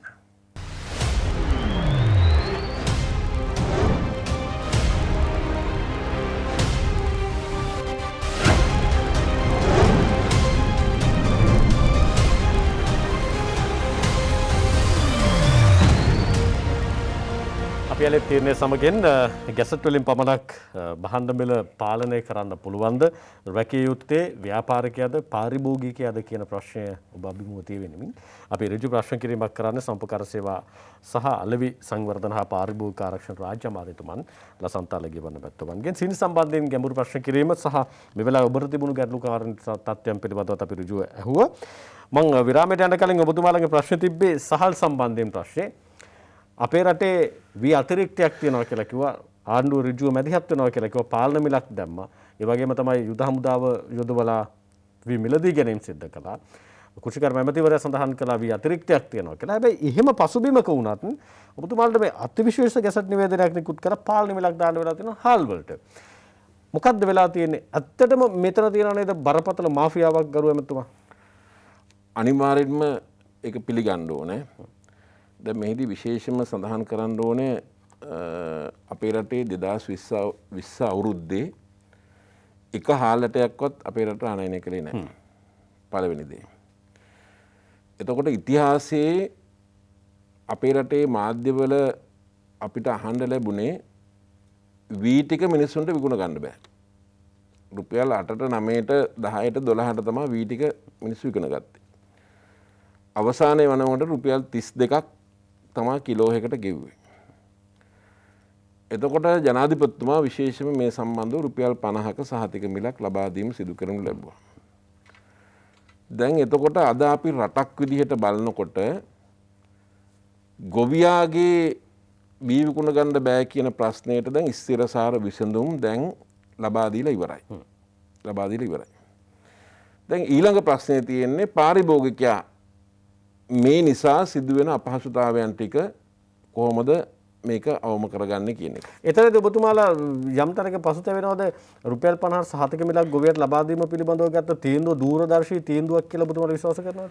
නෑ, විශේෂයෙන්ම ඒ සහතික මිල ඉදිරිපත් කළාට පස්සේ වර්තමානයේදී අතිකරු ජනාධිපතිතුමාම මම දන්නවා කුෂිකර්ම අමාත්‍යාංශයත් ඔය ප්‍රධාන පෙළේ මෝල් හිමියන් සහ සමුපකාර සංගම් ඒකාබද්ධව ගෙනල්ලා මේ වී මේ ගානට තිබුණ සහල් කොහොමද විකුණන්න පුළුවන් කියන එක පිළිබඳව ඒ අයගේ සහභාගීත්වයෙන් ඇතුව තමයි මේ ගණන් ටික අනිවාර්යයෙන්ම හදලා තිබෙන්නේ. මේකේ හැම එකම වියදම. කමතේ ඉඳන් ගේන්න කොච්චරක් යනවද? එතකොට මේකේ තෙත වී නම් මේකේ කොහොමද ගාන මේව කරගන්න ඕනේ? එතකොට ගේන වී වලින් කොච්චරක් හාල් හදන්න පුළුවන්ද? එතකොට යන්ත්‍ර සූත්‍ර සඳහා වැයවන මුදල කීයද? මේකට ශ්‍රමයට වැයවන මුදල කීයද? මේකේ ඇසුරුම් සඳහා කොච්චරක් විදමක් යනවද?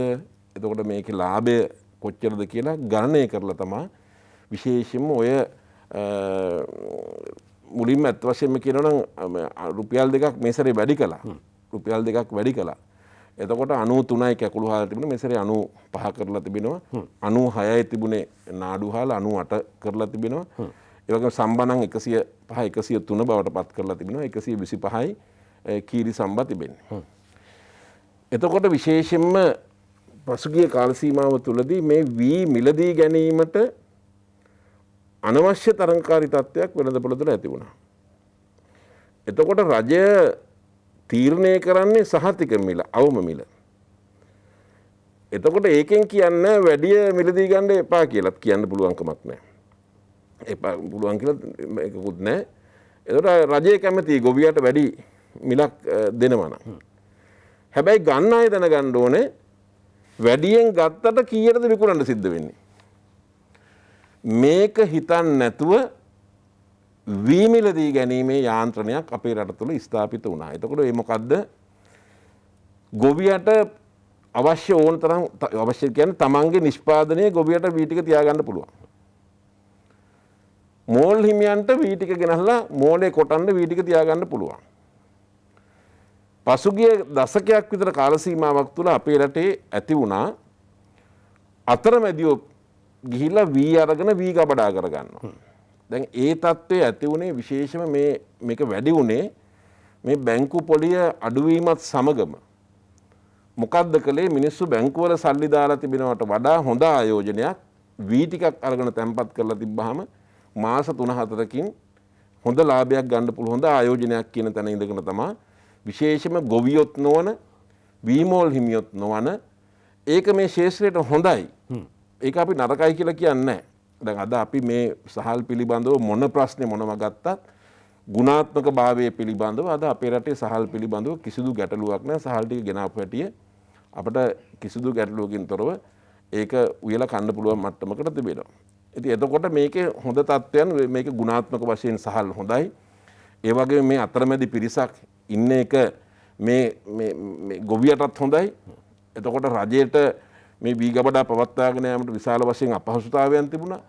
පෞද්ගලිකාංශය තමයි මේක. එතකොට ඒක හොඳයි. නමුත් ප්‍රශ්නයක් වුණේ මේක අසාමාන්‍ය තරඟකාරීත්වයක් ඇති වෙලා මේ ගබඩා එක් රැස් කරලා තැබ්බහම මොකද වෙන්නේ? අර හිගයක් ඇති වෙනවා. එතකොට ගොවියගාවත් වී ටික නැහැ.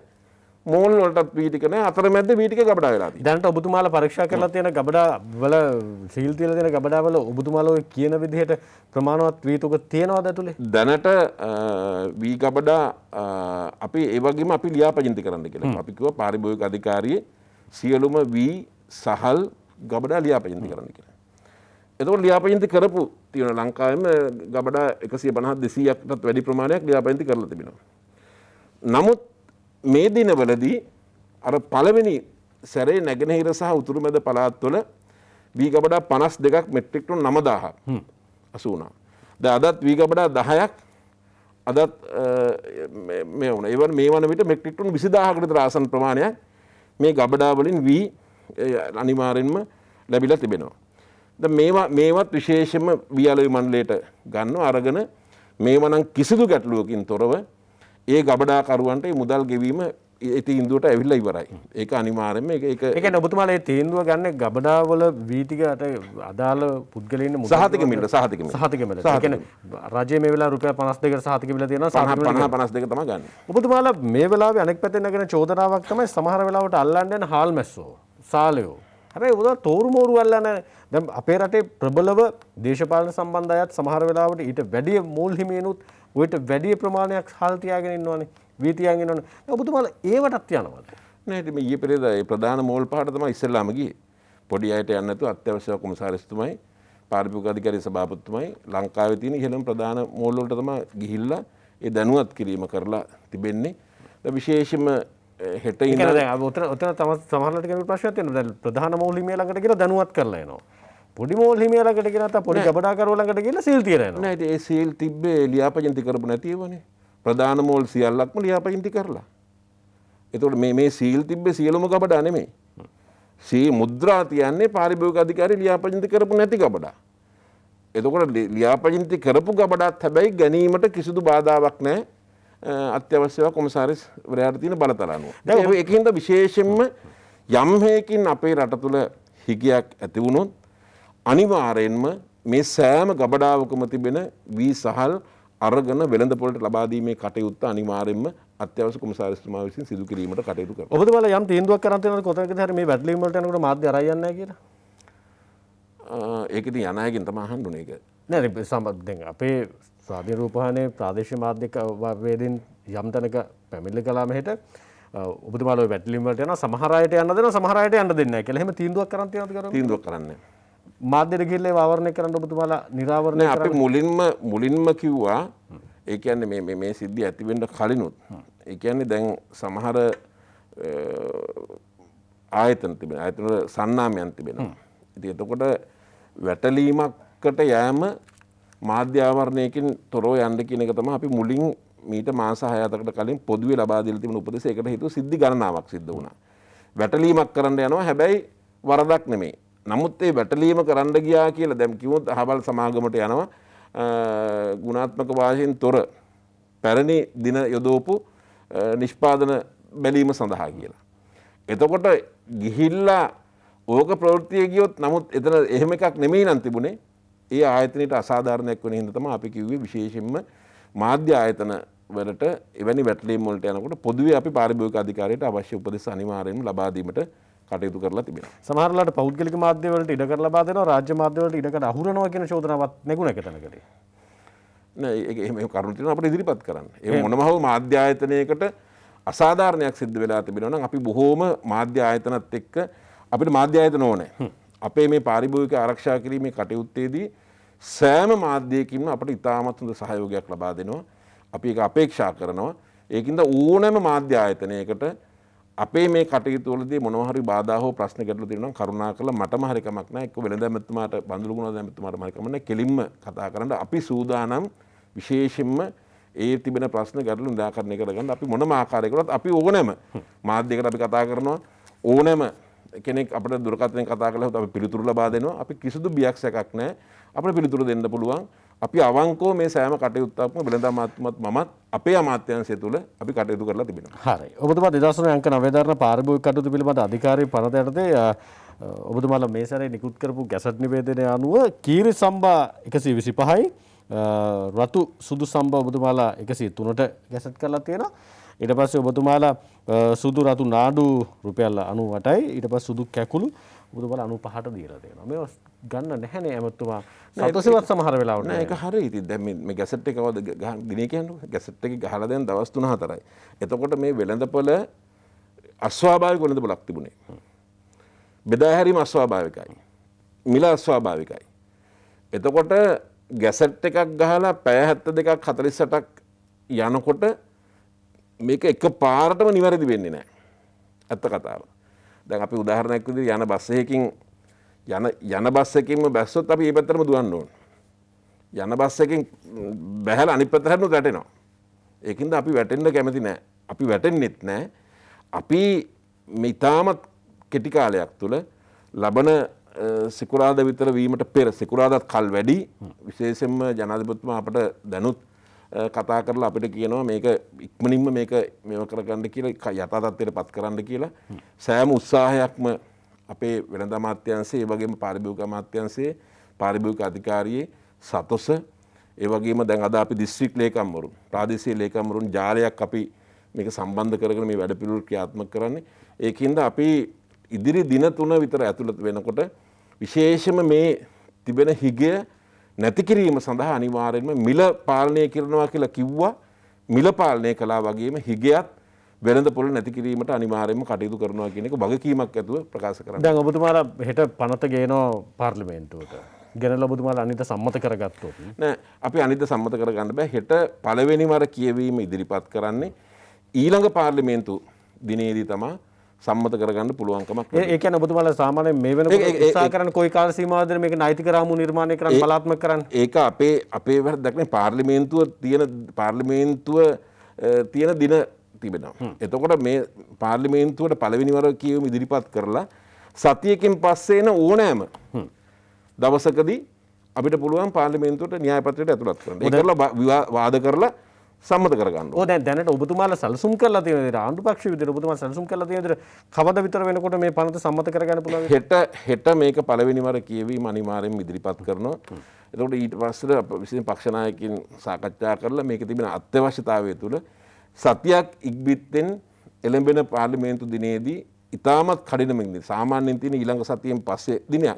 ඉතින් අපි යෝජනා කරනවා ඊළඟ සතියේම දින 7 එක දිනට පහුවෙනි දිනම පාර්ලිමේන්තුවක් ඇඳවල මේක අත්‍යවශ්‍ය කටයුත්තක් විදියට අපි කටයුතු කරන්න කියලා අපි යෝජනා කරනවා. එතකන් ඔබතුමාලා මේ දාපු පාලන මිලට අදාළ නෛතික සීමාවන් ක්‍රියාත්මක කරන්න වෙන්නේ නැහැ නේද? නෑ දැනට තිබෙන නීති අනුව ක්‍රියාත්මක කරනවා. දැන් උදාහරණයක් විදිහට විශේෂයෙන්ම සඳහන් කරන්න ඕනේ. දැන් අපි අද දිස්ත්‍රික් ලේකම්තුමන්ලා ප්‍රාදේශීය ලේකම්තුමන්ලා මගින් අපි පාරිභෝගික අධිකාරියට ලංකාවේම ප්‍රාදේශීය ලේකම් කොට්ටාස 325ම 2000 සංවර්ධන නිලධාරීන් අපි අන්‍යුක්ත කරගන්නවා. අන්‍යුක්ත කරගෙන අනිද්දා ඒ කට්ටියට පත්වීමේ ලිපියක් ලබා දෙනවා. ඒ අයට දැනුවත් කිරීමක් කරනවා.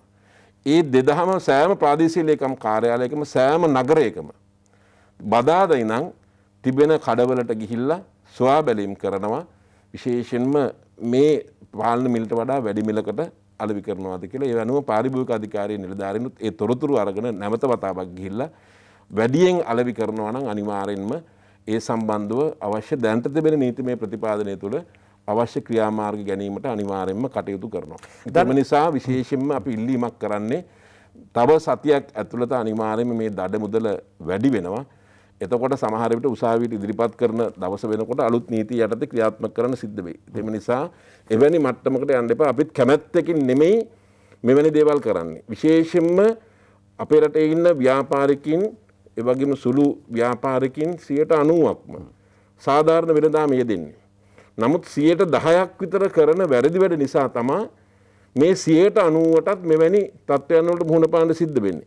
ඉතින් එම නිසා අපේ අනිත් හොඳින් සාධාරණ වෙළඳාම යෙදෙන බහුතරයක් පිරිසකිනුත් අපි ඉල්ලීමක් කරන්නේ කරුණා කරලා මේ නීති රීති වලට අවනතව ඔබතුමාලගේ සහයෝගය ලබා දෙන්න. එතකොට අපිට අර සීමිත පිරිසකට පමණක් මේ දැඩි දඬුවම් පනවල අපිට පුළුවන්කමක් තිබෙනවා මේ தත්ත්වය අනිවාර්යයෙන්ම නිවැරදි කරගන්න.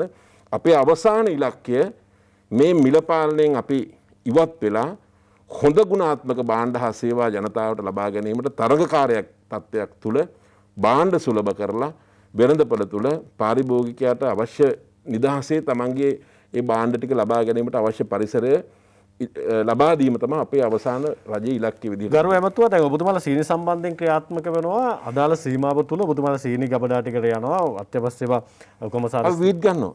ඒක තමයි. දැන් ඔබතුමාලා සීනි ටික අරගෙන හැමෝම පටවලා ඔබතුමාලට අදාළ ආයතන ටිකට යවන්න සතුසට යවන්න පුළුවන් සම්පකාර ටිකට යවන්න පුළුවන් බෙදාහැරීම තුල ප්‍රජාවට දෙන්න. වී ටික අරගෙන වී ටික අරගෙන අපි කොටලා දෙනවනේ. ඉතින් ඔබතුමාලා කොටන්න දෙන්නේ නෑ පෞද්ගලික අංශයක් නේ. රජයේ මොල් නෑනේ. නෑ ඒක තමයි. දැන් සම්පකාර සමිතිවල දැනට ආහාර කොමසාරිස්වරයා යටතේ ලියාපදිංචි වුණ මෝල් තිබුණා. මේ මෝල් ගොඩක් සම්පකාර ව්‍යාපාර සම්පකාර ගත වුණු මෝල් තිබෙන්නේ. ප්‍රධාන මෝල් වලට එකකටවත් මේ වී දෙන්නේ නැහැ. මේ මෝල් දෙන්නේ මධ්‍ය පරිමාණික හා කුඩා පරිමාණික මෝල් වලින් තමයි මේව කොටන්නේ. හරි දැන් ඇමතුවා ඒ වගේම රජයේ මේ වන විට ගිය සුමානේ රජයේ අමාත්‍ය මණ්ඩලය එක යෝජනාවක් කරා මුදල් අමාත්‍යාංශයත් අපේ අමාත්‍යාංශයත් ඒකාබද්ධ වෙලා අපි ඉදිරි මාස 6ක් ඇතුළත දිස්ත්‍රික්ක 5ක ප්‍රධාන පෞද්ගලික අංශය සහ සමුපකාර ව්‍යාපාරයේ ඒකාබද්ධව ප්‍රධාන වීමෝල් 5ක් ස්ථාපිත කිරීමේ ඒ අනුමැතිය කැබිනට් අනුමැතිය අපිට ලබා ගන්න පුළුවන්කමක් ලැබුණා. ඒ අනුව මුදල් අමාත්‍යාංශයේ අමාත්‍යතුමාගේ විශේෂ අනුග්‍රහයක් අපට ඒකට ලැබිලා තිබෙනවා. ඒ අනුව අපි මේ ප්‍රශ්නය සඳහා දීර්ඝකාලීන විසඳුම් විදිහටත් පෞද්ගලික අංශයක් දායක කරගෙන මහා පරිමාණයේ නවීන තාක්ෂණයෙන් වීමෝල් 5ක් දිස්ත්‍රික්ක 5ක ස්ථාපිත කිරීමත් අපි දැනට ඒ අවශ්‍ය ක්‍රියාමාර්ග අරගෙන තිබෙනවා. ගරු ඇමතුවා දැනට ඔබතුමාලා ඔය වී ටික අදාළ මෝල් ටිකට දීලා කොටලා සතුසට එනකන් ඉන්න ඕනද මේ ගානට ගන්න දැනට වෙළඳපොළ කටයුතු සිද්ධ වෙනවනේ. දැනට එනකොට මේ ගානට නෑ දැනට සතුසේ ගානට දෙනවා. අනිකුත් ආයතන වලට ඒකත් දෙනවා. දැන් සුපර් මාකට් වලට වියලි මණ්ඩලෙන් ලබා දීමට කටයුතු කළා. ඒ වගේ දැන් අපි පිටකොටුවේ ඊයේ ගියාම යම් ප්‍රමාණයක් ලබා දෙනවා. ඊයේ වෙළඳපොළේ බම ගියා. ඒ පාලන මිලට අලෙවි කරන්නේ. නමුත් අද වාර්තා වුණා විශේෂයෙන්ම ඒ ප්‍රධාන මෝල් නිෂ්පාදනය නතර කරලා තිබෙනවා කියන එක. ඒ වගේම ඇනවුම් නිසි පරිදි දෙන්නේ නැහැ කියන එක. හෙට අත්‍යවශ්‍ය කොමසාරිස්තුමත් පාරිභෝගික අධිකාරියත් ඒ සම්බන්ධව අවශ්‍ය ක්‍රියාමාර්ග ගැනීමට අනිවාර්යෙන්ම කටයුතු කරනවා. අනෙක් පැත්තෙන් දැන් අපි දන්න කාරණාවක් තමයි ගරුවමතුමා සමහර වෙලාවට කෘතිමව වෙළඳපොළේ හිඟයන් නිර්මාණය කිරීම දීර්ඝ කාලීන ප්‍රතිලාභ අත්පත් කරගන්න වෙළඳපොළ ආක්‍රමණය කරන්න සමහර වෙලාවට කූට ව්‍යාපාරිකයන් කරන සැලැස්මක්. උත්සව සමය අවුරුද්ද වෙනකොට පොල් තෙල් සම්බන්ධයෙන් ආපු ගැටලුව තාම තියෙනවා. ඇල්ෆොටොක්සින් සම්බන්ධයෙන් ගැටලුව ඇවිල්ලා රුපියල් 220ට තිබ්බ පොල් තෙල් බෝතලේ රුපියල් 450ට ගියා තාමත් වෙළඳපොළ එක. ඇයි වෙළඳපොළේ මේ තත්ත්වය සාමාන්‍යකරණය කරන්න ඔබතුමාලා අමාත්‍යාංශයක් විතරට පාරිභෝගික අධිකාරිය හරිය ක්‍රියාත්මක වෙන්නේ නැත්තේ මැදිහත් වෙන්නේ නැත්තේ? නෑ සියලුම භාණ්ඩ සම්බන්ධව එන ප්‍රශ්න මේ සියලුම දේවල් වලට පාරිභෝගික අධිකාරිය මිල සහ ඒ පිළිබඳ නියාමන දැන් පොල් සම්බන්ධ වෙනම අමාත්‍යාංශයක් තිබෙනවා. එතකොට දැන් සීනි සම්බන්ධව වෙනම අමාත්‍යාංශයක් තිබෙනවා. සෞඛ්‍ය උපකරණ සම්බන්ධව වෙනම අමාත්‍යාංශයක් තියෙනවා. එතකොට නමුත් හැබැයි අපි මේ සියලුම අමාත්‍යාංශ ආයතන ඉතාමත් සුහදව ඒකාබද්ධව තමයි අපි මේ කටයුත්ත අනිවාර්යෙන්ම කරනු ලබන්නේ. ඒ නිසා විශේෂයෙන්ම ඒ පොල් සංවර්ධන කටයුතු පිළිබඳව අපේ අරුන්දික ඇමතුමත් මම හිතන්නේ මේ වන විට ඒ පොල් තෙල් සම්බන්ධව ගුණාත්මක භාවය පිළිබඳව වර්තමාන පොල් සංවර්ධන අධිකාරිය සභාපතිතුමත් සමග මම හිතන්නේ දැවැන්ත කාර්යභාරයක් දැන් සිදු කරමින් පවතිනවා. ඒ අනුව ඒ ප්‍රශ්න ඉදිරියේදී ඇති නොවීම සඳහා දැනට කටයුතු කරලා තිබෙනවා. ඔය ගරුවමතුවත් මේ වෙනකොටත් ලංකාවට පොල් තෙල් ආනයනය කරනවානේ ෆාම් තෙල් ආනයනය කරනවා. හැබැයි වෙළඳ පොලේ කොතනකදවත් මේ 100%ක්ම පිරිසුදු පොල් තෙල්ද මේ ෆාම් තෙල් අඩංගුවේවද මික්සේවද කියලා කොතනකවත් හොයලා බලලා නෙවෙයි වෙළඳ පොලේ පොල් තෙල් විකුණන්නේ. මං ගිහිල්ලා ගත්තත් පොල් තෙල් බෝතලයක්.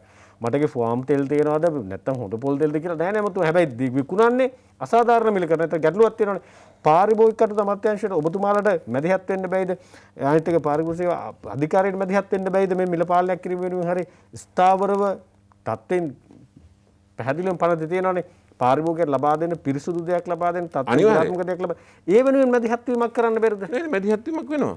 කොහෙද හොයලා බලන්නේ මම? නෑ මම කොච්චර බලන්නේ. අපි සාමාන්‍යයෙන් අවුරුද්දකට වැටලීම් 3000 4000ක් විතර කරනවා. එතකොට මේ හැම වර්ගයකම වැටලීම් කරනවා. කරලා ඒ වගේම අපි විවිධ ආයතන වලින් කරන වැටලීම් කරන අපි අභ්‍යන්තරව ආයතන සම්බන්ධීකරණයක්. ඉතින් මේ හැම දෙයක් සම්බන්ධවම කරන දේවල් ගැන එළියට කියන්න නැති එකේ ප්‍රශ්නයක් තියෙන්නේ. ඒ නිසා අපි මම මුලින් සඳහන් කළේ ඒක ප්‍රථම වතාවට අපි හොයාගත්තේ අපේ රටට ඇතුල් වෙන භාණ්ඩ. දැන් අපි රටේ හදන ඒවා පැත්තක තියමුකෝ. 5800ක් මොනවත් HS කෝඩ් වලින් එන භාණ්ඩ අපි මොනවත් බලන්නේ නැහැ. ඉතින් මේක අපිට මාධ්‍යෙන් කිව්වෙත් නැහැ අපිට කවුරුවත් කිව්වෙත් නැහැ මේක අපි හොයාගත්ත දෙයක්.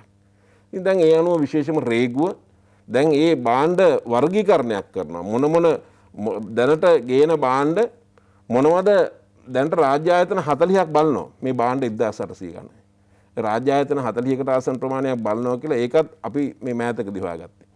එතකොට මේ ආයතන වලට අපි ඒ Tamanta හිමි භාණ්ඩවල දැනට තිබෙන ක්‍රමවේදයේ තිබෙන අඩුපාඩුකම් සහ ඒව ගැන අපි දැන් යම් වැඩපිළිවෙලක් හදලා තිබෙනවා. ඒ වගේම දැන් අපි බලන්නේ නැති භාණ්ඩ. දැන් උදාහරණයක් විදියට ක්‍රීඩා භාණ්ඩ ගත්තොත්. ක්‍රීඩා භාණ්ඩ සම්බන්ධයෙන් බලන්නේ දැන් අපි ක්‍රීඩා මාත්‍යාංශයෙන් අපි දැන් ඒක ඉදිරිපත් වෙලා තිබෙනවා. අපි ඒවට ප්‍රමිතීන් හදනවා. ඒ වගේම ප්‍රමිතීන් හැදී යුතු බලන්නේ නැති භාණ්ඩ අර 5800ෙම අපි මේ වැඩපිළිවෙල දැන් ආරම්භ කරලා තිබෙන්නේ. ඒ අනුව මුලින්ම රටේ තිබෙන දේවල් අපි බලනවා වගේම පිටින් ගේන ටික අපි අනවශ්‍ය ටිකේ ප්‍රමිතිය බැලීම කටයුත්ත අපි අනිවාර්යයෙන්ම කරන්න ඕනේ. දැන් ඔබතුමාලා රට ඇතුලේ තියෙන දේවල් පිළිබඳව හොයලා බලනවා කියලා කිව්වට සමහර වෙලාවට අමතුමා මීට මාස 3කට කලින් සබන් කැටයක මිල සමහර වෙලාවට රුපියල් 50යි වෙන්න පුළුවන්. සතියකින් 55ක් වෙනවා, තව සතියකින් 60ක් වෙනවා, තව සතියකින් 65ක් වෙනවා, දැන් 70ක් විතර වෙලා තියෙනවා.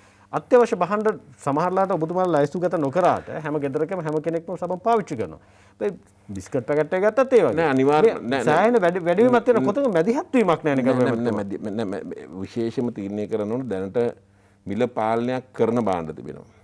එතකොට මිල පාලනයක් කරන්නේ නැති භාණ්ඩ තිබෙනවා. එතකොට මිල පාලනයක් කරන්නේ නැති භාණ්ඩත් අපි මැදිහත් වීමක් වෙන්නේ නැති නෑ. දැන් උදාහරණයක් විදිහට දැනට කරන ඩෙලිවරි සේවාවන් පිළිබඳව දැන් අපිට මේකත් කවුරුවත් අපිට කිව්වේ නැහැ මේක අපි අනාවරණය කරගත්ත දෙයක්. දැනට සමහර ඩෙලිවරි සේවාවන් 32%ක් ගන්නවා ඒ සේවා ගාස්තු විතරක්. රුපියල් 6000ක දෙයක් අපි ගෙන්න ගත්තොත් රුපියල් ගන්නවා තව 2000ක් වැඩිපුර. හරි? එතකොට ඒ වගේ මේ අපි ඒ කටයුතු දැනට කරනවා. කරන්නේ නැති නෑ. ඉතින් නමුත් මේ කරන හැම එකකටම අපි ඒවා කරනවා කියලා කිව්වත් ජනතාවට කියන්න නැති එකේ ප්‍රශ්නයක්වත් තියෙනවා. ඒකින්ද අපි ඔබතුමාලගෙනුත් ඉල්ලීමක් කරන්නේ.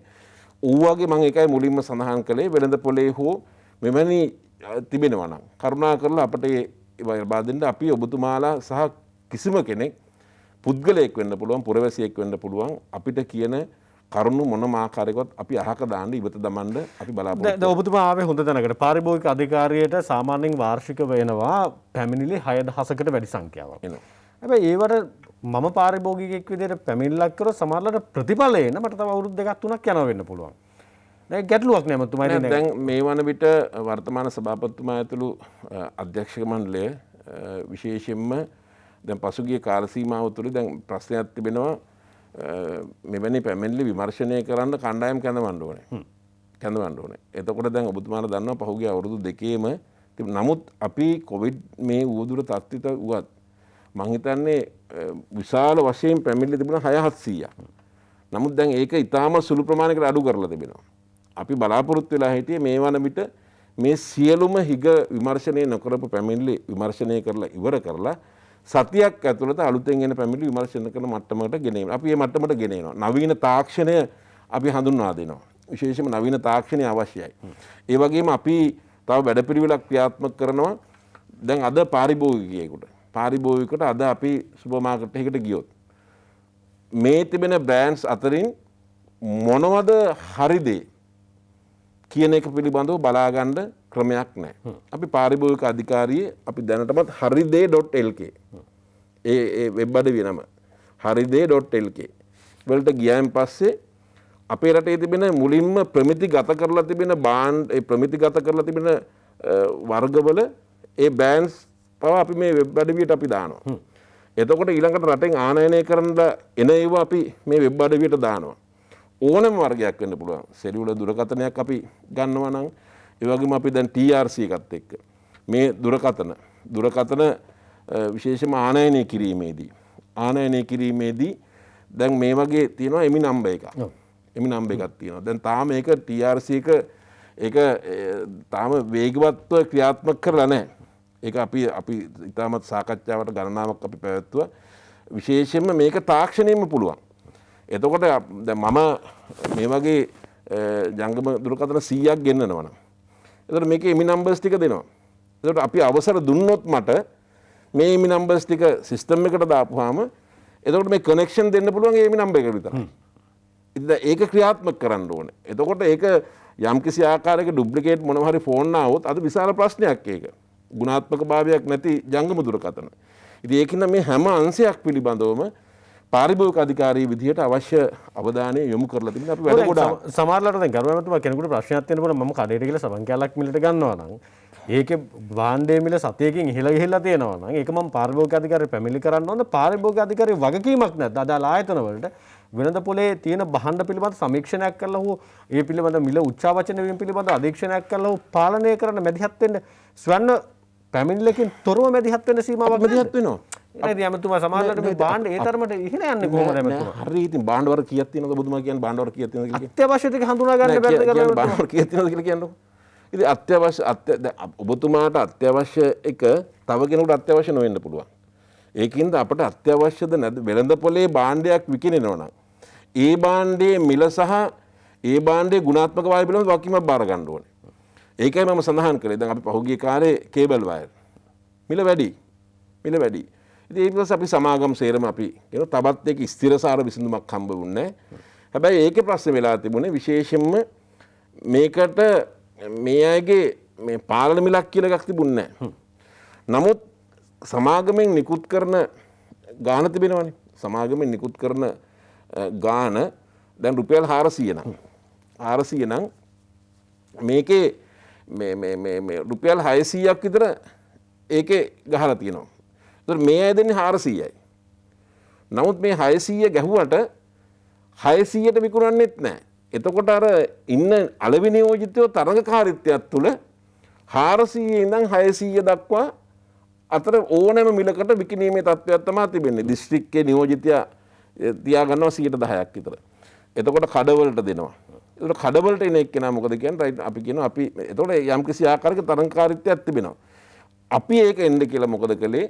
මේ 400 එක 600 කරන්නේ නැතුව මේක 525 විතර කරන්න. දැන් එතකොට මොනම ආකාරයකටවත් ඒ ලේබල් එකේ ගහලා තියෙන මිලට වඩා වැඩි මුදලකට ඒ කේබල් වයර් දැන් විකුණන්න බෑ. එහෙම මිල අපි අඩු කරලා. ඒ කියන්නේ දැනට මට ඊළඟට තිබෙන ප්‍රශ්නෙත් ඔක තමයි. යකඩ සම්බන්ධයෙන් වයර් සම්බන්ධයෙන් ඉතාමත්ම දරුණු විදිහට මිල ඉහළ ගිහලා තියෙනවා. ඔබතුමාලා දැන් ඒවත් අත්‍යවශ්‍ය බහන්න නෙවෙයි කියලා ඔබතුමාලා මැදිහත් වුණානේ. යකඩ මිල තාමත් යනවා. යකඩ සම්බන්ධයෙන්ුත් ප්‍රශ්න වෙලා තියෙන්නේ යකඩ නිෂ්පාදනය සඳහා ලෝක වෙළඳ පොලේ තිබෙන ඒ මිල සීඝ්‍ර ඉහළ යාමකට ලක් වෙලා අපි සාකච්ඡාවට 4ක් තිබ්බා. ඊයේත් පැමිණිල්ලක් ආවා. විශේෂයෙන්ම මේ අය ඉදිරිපත් කරන කරුණු පිළිබඳව අපි නැවත වතාවක් අපි ලබන සුමානේ මේ කැඳවීම කරන්න බැරිනොත් අපි ඔන්ලයින් හරි දැන් අපි ඔන්ලයින් තමයි දැන්ට කරන්නේ. දැන් අද දිස්ත්‍රික් සේරගේම අපි ඒ දිස්ත්‍රික් දිසාපතිවරුන්ගේ සේරම දැන් අපි ඔන්ලයින් තමයි රැස්වීම් සාකච්ඡා කරන්නේ. ඒ නිසා අපි විශේෂයෙන්ම යකඩ සම්බන්ධයෙන්ුත් සිමෙන්ති සම්බන්ධයෙන්ුත් අපි මැදිහත් වීමක් වෙලා තිබෙනවා. යකඩ වලට පාලන මිලක් නැහැ. සිමෙන්ති වලට පාලන මිලක් තිබෙනවා. වයර් වලට පාලන මිලක් නැහැ. නමුත් අපි මැදිහත් වුණා. ඒ වගේම ඩිලිවරි සර්විස් වලට පාලන මිලක් මොනවත් නැහැ. අපි ඒක ප්‍රමිතිගත කිරීම කරනීම සඳහා මැදිහත් වෙලා තිබෙනවා. ඒ නිසා මේ ආකාරයට දැවැන්ත නවීන සමාජයේ අවශ්‍යතාවයන් අනුව වෙළඳපොළ වෙනස් වීම වලට අනුව පාරිභෝගික අධිකාරිය අනිවාර්යෙන්ම ඒ වගකීම බාර අරගෙන අද දැවැන්ත කාර්යභාරයක් අපි ඉටු කරමින් තිබෙනවා. සමහර තැනකදී චෝදනාවක් කෙලවනවා ගරු ඇමතුමා පාරිභෝගික අධිකාරිය ස්වාධීන ආයතනයක් විය යුතුයි පාරිභෝගික අධිකාරිය පාරිභෝගිකයා සුරක්ෂිත කර ගැනීම වෙනුවෙන් ක්‍රියාත්මක විය යුතුයි කියලා. ඇත්තටම පාරිභෝගික අධිකාරිය පාරිභෝගිකයා වෙනුවෙන්ද ක්‍රියාත්මක වෙන්න කියන කාරණේ පිටුම ප්‍රශ්නයක් තියෙනවා. එහෙම නොවුණු ප්‍රශ්න කියන්නකො මට. පාරිභෝගිකයා වෙනුවෙන් නැතුව. ඔව් මේ සමහරලාට මේ භාණ්ඩ මිල ඉහළ යෑමම නේද? දැන් මම ඔබතුමාට දැන් මම කියපු භාණ්ඩ අතිශයින්ම වැඩිපුර ඉහළ යෑම. ඉතින් හරි ඉතින් අපි ඒවට මැදිහත් වෙනවනේ. දැන් අපි දැන් මැදිහත් උනේ වට මොකද කියන්නේ එතකොට? දැන් යම් භාණ්ඩයක හරි ඔබතුමාලා අපිට කරුණු කියන්නේ.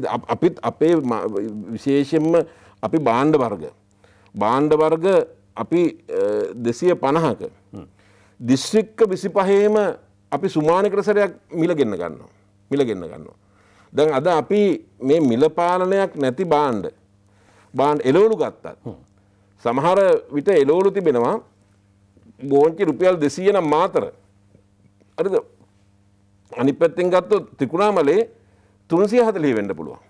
එතකොට මේ ලංකාවෙම මිල පාලනයක් නැති භාණ්ඩ එකම මිලකට ලංකාව හැමතැනම විකිණෙන්නේ නැහැ. ඒක දන්නවා. ඉතින් ඒකින්ද අපි මේ පිළිබඳව නිකන් ඉන්නේ අපි මට්ටමේ අපි භාණ්ඩ වර්ග 225ක අපි සතිපතා අපේ නිලධාරීන් වෙළඳපොළට ගිහිල්ලා ඒ තොරතුරු ගෙන්නගෙන අනිවාර්යයෙන්ම අපි මේ පිළිබඳව සෙවිල්ලෙන් ඉන්නේ. අපි අදාළ අමාත්‍යාංශයත් එක්ක විශේෂයෙන්ම එළවලු පිළිබඳව කුෂිකර්ම අමාත්‍යාංශයත් එක්ක පොල් පිළිබඳව ඒ අමාත්‍යාංශයත් එක්ක අපි නිතර සෙවිල්ලෙන් ඉන්නේ. ඒකින්ද මේක ඉතාමත් සංකීර්ණ පුළුල් ශේෂ්ත්‍රයක්.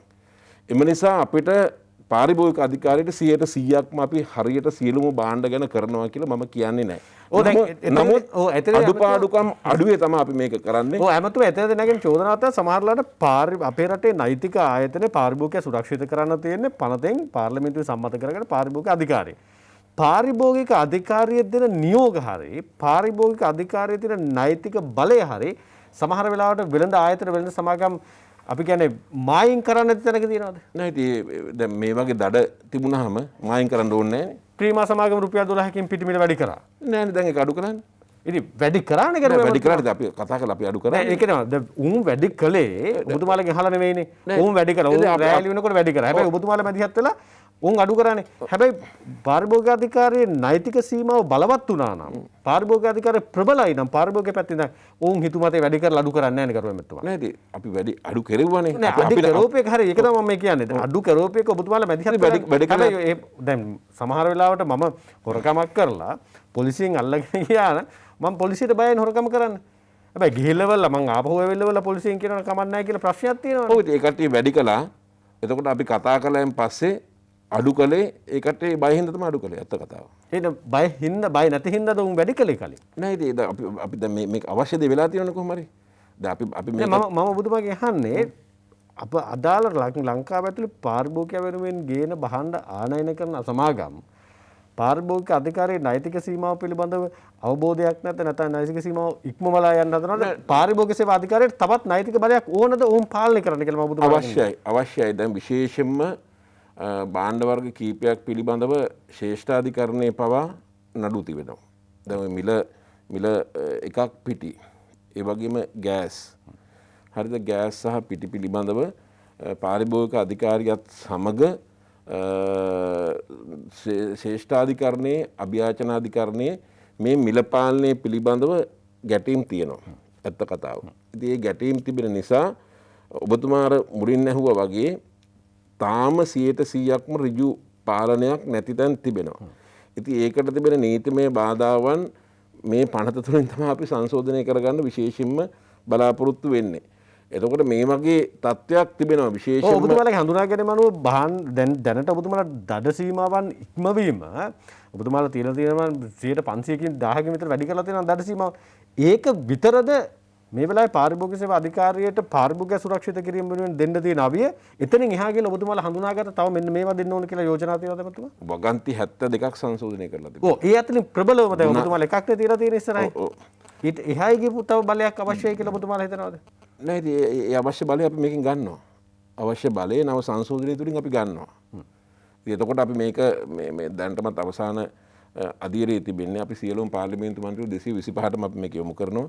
අපි මේක රටට විවෘත කරනවා මේ සමස්ත සංශෝධන. ඔබතුමාලගෙත් කරුණා කරලා අදහස් යෝජනා අපිට ලබා දෙන්න. ලබා දීලා අපි ශක්තිමත් බලතල සහිත පනතක් පාරිභෝගික ආරක්ෂා කිරීම වෙනුවෙන් ඇති කර ගැනීම තමයි අපි අවසාන ඉලක්කය බවට පත් වෙලා තිබෙන්නේ. ගරු ඇමතුමා මේ ප්‍රශ්න කිරීම ඍජුව ප්‍රශ්න කරන්න මට විරාමයකට යන්න ඕනේ. ඊට කලින් දේශපාලන භාවිතාව ගැනත් කතා කරන්න එන්න ඕන හින්දා සමහර තැනක විවිධ සංවිධාන විවිධ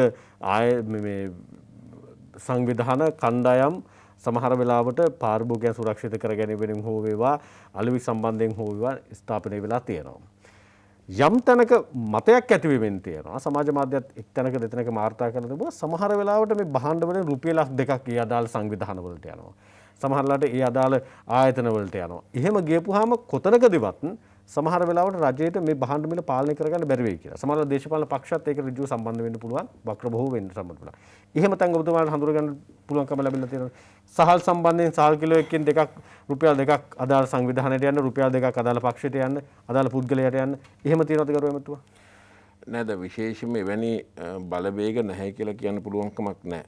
එවැනි බලවේග සමාජයේ විවිධ කොටස් වලට තිබෙනවා. යම් විශේෂයෙන්ම අපි යම් කිසි ආකාරයක ප්‍රතිපත්තිමය තීන්දුවක් ගත්තාම විවිධ අරමුණුෙන් දැන් පාරිභෝගික ආරක්ෂා කිරීම වෙනුවෙන් දැන් උදාහරණයක් විදිහට මේ හදිසි රෙගුලාසිය යටතේ අත්‍යවශ්‍ය භාණ්ඩ සම්බන්ධ මේ ගැසට් නිවේදනය පළ කළා.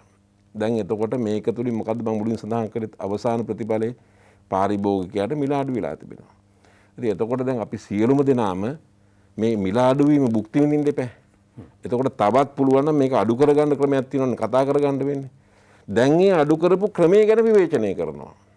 ක්‍රමය ගැන. ඉතින් ඒ ක්‍රමයක් කැලේ නීතියක් නෙමෙයි පාර්ලිමේන්තුව හදපු නීතියක් මගින් තමයි මේ කරලා තිබෙන්නේ.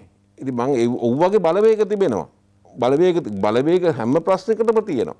අපි යම් කිසි ආකාරයක තීන්දුවක් ගත්තොත් සමාගම් අතර ප්‍රශ්න තිබෙනවා. ඇත්ත කතාව. තව සමාගමකට විරුද්ධව කටයුතු කරනවා. එතකොට ප්‍රමිතිය පිළිබඳව අපි ගැසට් නිවේදනයක් පළ කරොත් සමහර නිෂ්පාදන වලට ප්‍රශ්නයක් වෙනවා. සමහර නිෂ්පාදන වලට ප්‍රශ්නයක් නැහැ. ඉතින් එවැනි ප්‍රශ්න අනිවාර්යයෙන්ම තිබෙනවා. මේක සංකීර්ණ විෂයක්. සංකීර්ණ වගකීමක් ඉටු කරන්න තිබෙනවා. අපි විරාමයකට යන සූදානම්. මෙතනින් මෙපිට ශ්‍රී ලංකා නිදහස් පක්ෂයේ භාවිතාව වර්තමානයේ තියෙන තැන සහ එතනින් එපිට භාවිතාව සම්බන්ධව අපි කතා කරමු. චන්ද්‍රිකා බණ්ඩාරනායක කුමාරතුංග හිටපු ජනාධිපතිතුමිය සඳහන් කළ තිබා ඇඳෙන් නැගිටිනකොට උදේට මට ලොකු බයක් දැනෙනවා කියලා. පක්ෂය සම්බන්ධයෙන් සහ පක්ෂ අනාගතය සම්බන්ධයෙන් ඒකත් සමහර වෙලාවට සමාජ මාධ්‍ය වාර්තා කරලා තිබුණා ප්‍රබලව හිටපු ජනාධිපතිනියක් සහ පක්ෂයේ සභාපතිවරයෙක් විදිහට හිටපු ගෞරව කරන චරිතයක්. අනිත් පැත්තේ මෛත්‍රීපාල සිරිසේන මැතිතුමාගේ දේශපාලන භාවිතාව සහ මේ වෙලාවේ එතුමාගේ ක්‍රියාත්මක වීම සහ මේ සියලු දෙනා ඒක රාශී කරගෙන ඉස්සරහට යන ගමනේ කොතනද ශ්‍රී ලංකා නිදහස් පක්ෂය තියෙන්නේ? ඒ තියෙන තැන ලසන්තල ගියවන්නට හිමි වෙච්ච තැනත් අපි කතා කරමු විරාමෙන් පස්සේ.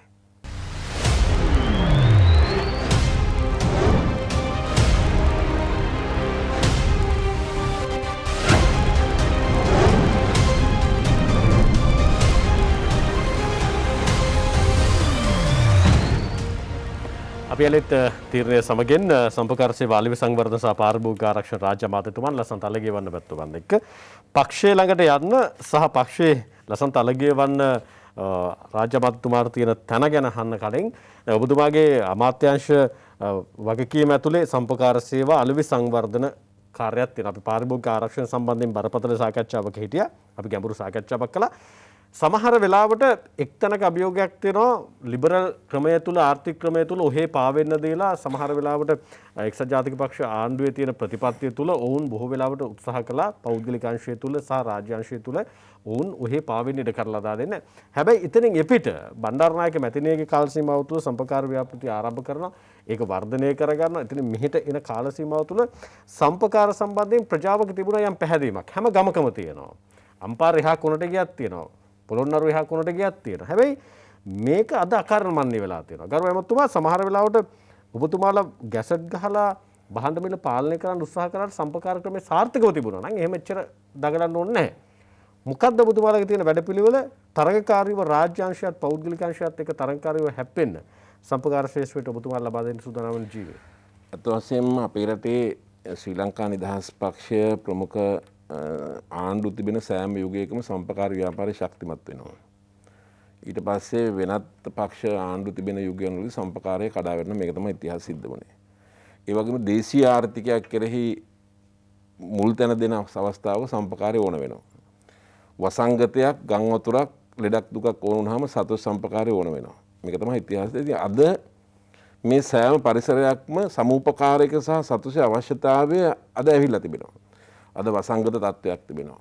ඒ වගේම අද දේශීය ආර්ථිකයක් පිළිබඳව මුල් තැන දීලා තිබෙනවා. ඉතින් එම නිසා නැවත වතාවක් අද අපේ අමාත්‍යාංශයට විශාසයෙන් සමුපකාර ව්‍යාපාරයේ පාරිභෝගික අධිකාරිය කොරෝනා වලට රට වැහුවත් මේ ආයතන දෙකම වහන්න නැති ආයතන දෙකක් මට තියෙනවා. මේ මාධ්‍යක. ඒකට අපිට බෑ අපිට පූර්ණ කාලීනව අපේ විශේෂ මම මේක අවස්ථාවක් කරගන්නවා පාරිභෝගික අධිකාරියත් ඒ නිලධාරීන් දැවන්ත කැපවීමකින් යුතුව කටයුතු කරන විශේෂම සමුපකාරවල සභාපතිවරු අධ්‍යක්ෂක මණ්ඩලයේ සාමාන්‍ය අධිකාරීවරු ඇතුළු කළමනාකරුවන් ඇතුළු දැවන්ත පිරිසක් අදත් මේ අභියෝග මැද තමන්ගේ සේවය අඛණ්ඩව ලබා දීමට කටයුතු කරනවා. මම මගේ ගෞරවය ඒ සම්පකාරකීන්ට ලබා දීමට මේක අවස්ථාවක් විශේෂයෙන්ම කරගන්නවා. ඒ වගේම අපි කොච්චර දුර්වලයි කියලා කිව්වත් අද ලංකාවේ වාර්ෂික පිරිවැටුම ප්‍රධාන සුපිරි වෙළඳසැල්වල බිලියන 55යි බිලියන 60යි වාර්ෂික පිරිවැටුම. එතකොට සමුපකාර 2500ක් විතර තියෙනවා. හැබැයි ඉන්ධනත් එක්ක ප්‍රශ්නේ තිබෙන්නේ මම ඒක අඩු කරලා හදන්න කිව්වා. අපේ බිලියන 110ක් විතර තියෙනවා. එතකොට මේ ටික අඩු කළාන් පස්සේ මම හිතනවා බිලියන 60ක් විතර පාරිභෝගිකාංශයේ පිරිවැටුම අපේ එයි. එතකොට දැන් අද රටේ මතේ තියෙන්නේ මොකද්ද? සුපිරි වෙළඳසැල් සමුපකාරය සතොස සමුපකාරයේ ගොඩක් පල්ලෙහාක තමයි තිබිලා තියෙන්නේ. නමුත් අදටත් වෙන සේවය අරවටත් වඩා වැඩි පිරිවැටුමක් අපේ සම්පකාර 2500 විසින් ඉටු කරනු ලබනවා. දැන් සතොස නැගිටිනකොට සම්පකාර වලට කරන සැලකීම අඩු වුණාද? නෑ එහෙමයි කියලා කියන්න පුළුවන් කමක් නෑ. සමහරවල් සතොසේ බඩු දෙනවා. සම්පකාර ඉස්සර ගියපුවාම බඩු ටික ඔක්කොම තිබුණා. දැන් සමහරවල් සම්පකාරයේ බඩු ටික නෑ නේද? ඔව් එතකොට අපිත් මේක නිවැරදි කරගන්න ඕනේ. දැන් අපි විශේෂයෙන්ම ගරු වෙළඳාමතුමා අපි ඔය කේන්ද්‍රීය බඩු මිලදී ගැනීමේ ක්‍රමයකට මුලින්ම පුවත්පත් දැන්වීම දැම්මේ සමුපකාර සහ සතොස සඳහා භාණ්ඩ මිලදී ගැනීම. ඒකල කේන්ද්‍රීය මිලදී ගැනීමකට අපි ගිවිසුමුත් අත්සන් කරගත්තා.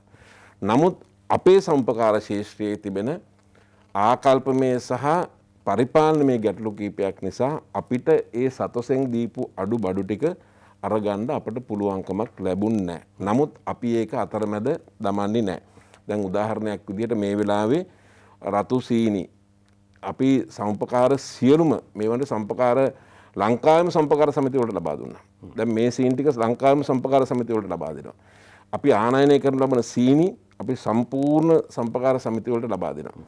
එම නිසා අපි අද මේ දැන් තිබෙන ව්‍යුහය කියන්නේ සම්පකාර ඉතිහාසයේ මේ අර සලාක අනාදී සංකල්පයක් තිබුණේ අද එහෙම බෑ. අද තරඟකාරී වෙළඳපොළට සමුපකාරය එන්න ඕනේ. ඒ වගේම සමුපකාරය කියලා කියන්නේ මේ පාරිභෝගිකාංශ විතරක් නෙමෙයි. අද අපට තිබෙන දැවැන්ත අභියෝග නිෂ්පාදන ක්‍රියාවලියට දායක වෙන්න ඕනේ.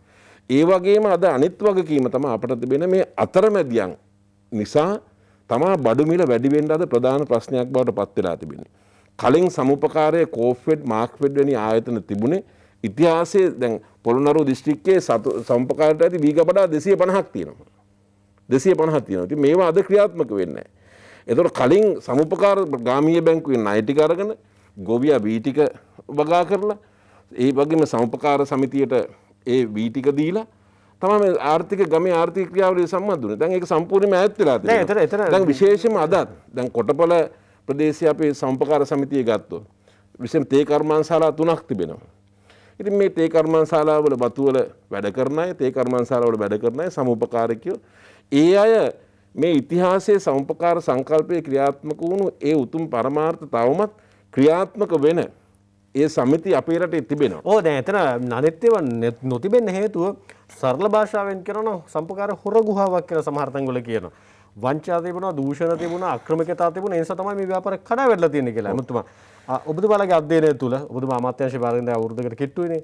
අධ්‍යයනය තුළ එහෙම දෙයක් තිබුණාද, තියෙනවද නැද්ද? තිබුණා, තියෙනවා, ඇත්ත. ඒක අපි විශේෂයෙන්ම මම විශේෂ බර අමාත්‍යවරයා විදිහට ඒක නිහතමානීව පිළිගන්න ඕනේ. හදන්න බැරි තැනකද තියෙන්නේ? අනිවාර්යයෙන්ම හදනවා. ඒක හැදීම කළ යුතුයි. අපි මේක හදනවා නම් ඒ අභියෝගය ජයගත්තේ නැත්නම්. හැබැයි මේ සියලුම අය මේ ගණයට දාන්න එපා කරුණාකරලා. මේකේ ඉතාමත් උතුම් පරමාර්ථ මුල් කරගෙන බහුතරයක් ඉන්නවා අවංකව වැඩ කරන පිරිස්. නමුත් තව 30%ක් 40ක් ඉන්නවා අර ඔබතුමා අහපු වංචාව දූෂණය. හැබැයි ඒ අය මේක ජාලයක් විදියට ගොඩනගාගෙන තිබෙනවා. ඉතින් අපිට තිබෙන අභියෝගය තමයි අර බහුතරයක් ඉන්න හොඳ අවංක සැබෑ සමුපකාරීන් ටික ඒක රාශී කරගෙන අර තිබෙන ඒ අභියෝගයට සාර්ථකම මේකට ආකල්පමය වෙනස් ඇති කරනවා වගේම නවීන තාක්ෂණය හඳුන්වා දෙන්න ඕන. ඉතින් අපි ඒ වෙනුවෙන් කටයුතු කරනවා. අද මේ ව්‍යාපාරයට නවීන තාක්ෂණය අවශ්‍යයි. නවීන තාක්ෂණය තුළින් අපිට අවම කරගන්න පුළුවන්. ඉතින් මේවට තිබෙන ක්‍රම අපි භාවිතා කරන්න ඕනේ. ඒ නිසා විශේෂයෙන්ම අපි සමුපකාර ව්‍යාපාරය දැන්ට 2500ක් විතර කඩ තිබෙන්නේ. අපි 2022 අවසාන වෙනකොට මේක 5000ක් 6000ක් දක්වා අපි වැඩි කරනවා. වැඩි කරලා විශේෂයෙන්ම ප්‍රධාන නගරවල සුපිරි වෙළඳසැල් ජාලයක් ඇති කරලා අපි ලංකාවේම සම්පකාර ටික අපි එක්කහුව වෙලා එක තැනකින් හොඳ බඩු ටිකක් මිලදී අරගෙන ආනයන ක්‍රියාවලියට සම්බන්ධ වෙලා දේශීය නිෂ්පාදන හෝමාරු ක්‍රියාවලියට දැන් අපිට පුළුවන් විශේෂයෙන්ම අපි ඒක අත්දැක බැලීමක් කළා. දැන් ඌව සම්පකාර සමිතිය සූදානම් වෙන්න ඕනේ. ඒ තියෙන එලෝල්ටි ගෙනහල්ලා බස්සහිර පළාත් සම්පකාර සමිතිය වලට දෙන්න. බස්සහිර පළාත් සමිතිය තියෙන අන්නාසි ටික පොල් ටික අරගෙන ඒ පැත්තට ගෙනියන්න මේව කරගෙන. ඉතින් මේක මේ වගකීම අපි බාර ගන්න. එහෙම කරන්න කොහොමද ගරුව ඇමතුමා? සම්පකාර ක්‍රමය ආරම්භ කරපු දවසේම පටන් ගත්ත බිල්ඩින් එකේමයි තාම සම්පකාරය යන්නේ. ඒක තමයි ඒක වෙනස් වෙන්න ඕනේ. මම ඒක තමයි කිව්වේ. අපි නවීන තාක්ෂණය, නව්‍යකරණය, ඒ වගේම මේකත් එක්ක තමයි අපිට මේ සමුපකාරය ගොඩනගා ගැනීම කරන්න. ඒ නිසා මට විශාල විශ්වාසයක් තිබෙනවා. මේ සමුපකාර ව්‍යාපාරයක තුල සමුපකාර ව්‍යාපාරය තුල ඉතාමත් දක්ෂයින් ඉතාමත් ආදර්ශවත් සම්පකාර. දැන් අද මාතර සම්පකාර රෝහල ගත්තොත්, කුරුණෑගල සම්පකාර රෝහල ගත්තොත්, ගාල්ල සම්පකාර රෝහල ගත්තොත්, හදවත් සැත්කම් විතරක් 2500ක් විතර කරලා දෙනවා ගාල්ලද. අද මේ අය කොරෝනා රෝහල් පවත්වාගෙන යනවා සම්පකාර ශේෂ්ත්‍රය තුළ. ඒ නිසා දැවැන්ත කාර්යභාරයක් අදටත් ඉටු කරනවා. හැබැයි මේක රට දන්නේ නැහැ. නමුත් මේක රට දැන ගැනීම නෙමෙයි අවශ්‍ය වෙන්නේ මේ වැඩේ කරන්න. ඉතින් සම්පකාර ශේෂ්ත්‍රයේ ගරු ඇමතුමා රජයට බරක් වෙලාද යන්නේ නැත්නම් ඌන් මොනම ආකාරයකටවත් නැහැ. විශේෂම සමුපකාර වල විවිධ රජයේ විශේෂයෙන්ම මහින්ද රාජපක්ෂ මැතිතුමා ලබාගත්තු ණය කපා හැරියා. අඩුපොලියට ණය දුන්නා. ඉන් පස්සේ මං හිතන්නේ මොනම ආකාරයකටවත් රජයෙන් මුදල් සමුපකාරයට ලබා දෙන්නේ නැහැ. සමුපකාරයේම සල්ලි දැවන්ත සල්ලි බිලියන 7-800ක් තියෙනවා. එහෙනම් එමුතුමා ඉතින් දැන් අර පරණ බිල්ඩින් වල තියෙන සම්පකාර ටික අඩු ගානේ තින්ත ටිකක් ගාලා. නෑ ඒක තමයි. ගමේ කඩේ නවීකරණ වෙලා තියෙන තැනවත් සම්පකාර ගේන්න ඔබතුමා කටයුතු කරනකොට එතකොට ඒ සම්පකාර සමිති වෙනම ජාලයක්. ග්‍රාමීය බැංකු ජාලයක් තියෙනවා අපි. ඒ වගේම ආයතනිකම ණය දෙන සම්පකාර සමිති තියෙනවා. ඒ වගේම ගුරු අධ්‍යාපන සමිතිය. ඒ වගේම සෞඛ්‍ය අංශේ 65000ක් සමාජිකයෝ ඉන්නවා. 65000ක්. ඒ වගේම වරායේ, ඒ වගේම මහජන බැංකුවේ මේ වගේ ආයතන ගණනාවකම අධ්‍යාපන සම්පකාර ඇතුළු ඒ ණය දෙන සමිති තියෙනවා. ග්‍රාමීය බැංකු තියෙනවා. 2500ක් තිබෙනවා.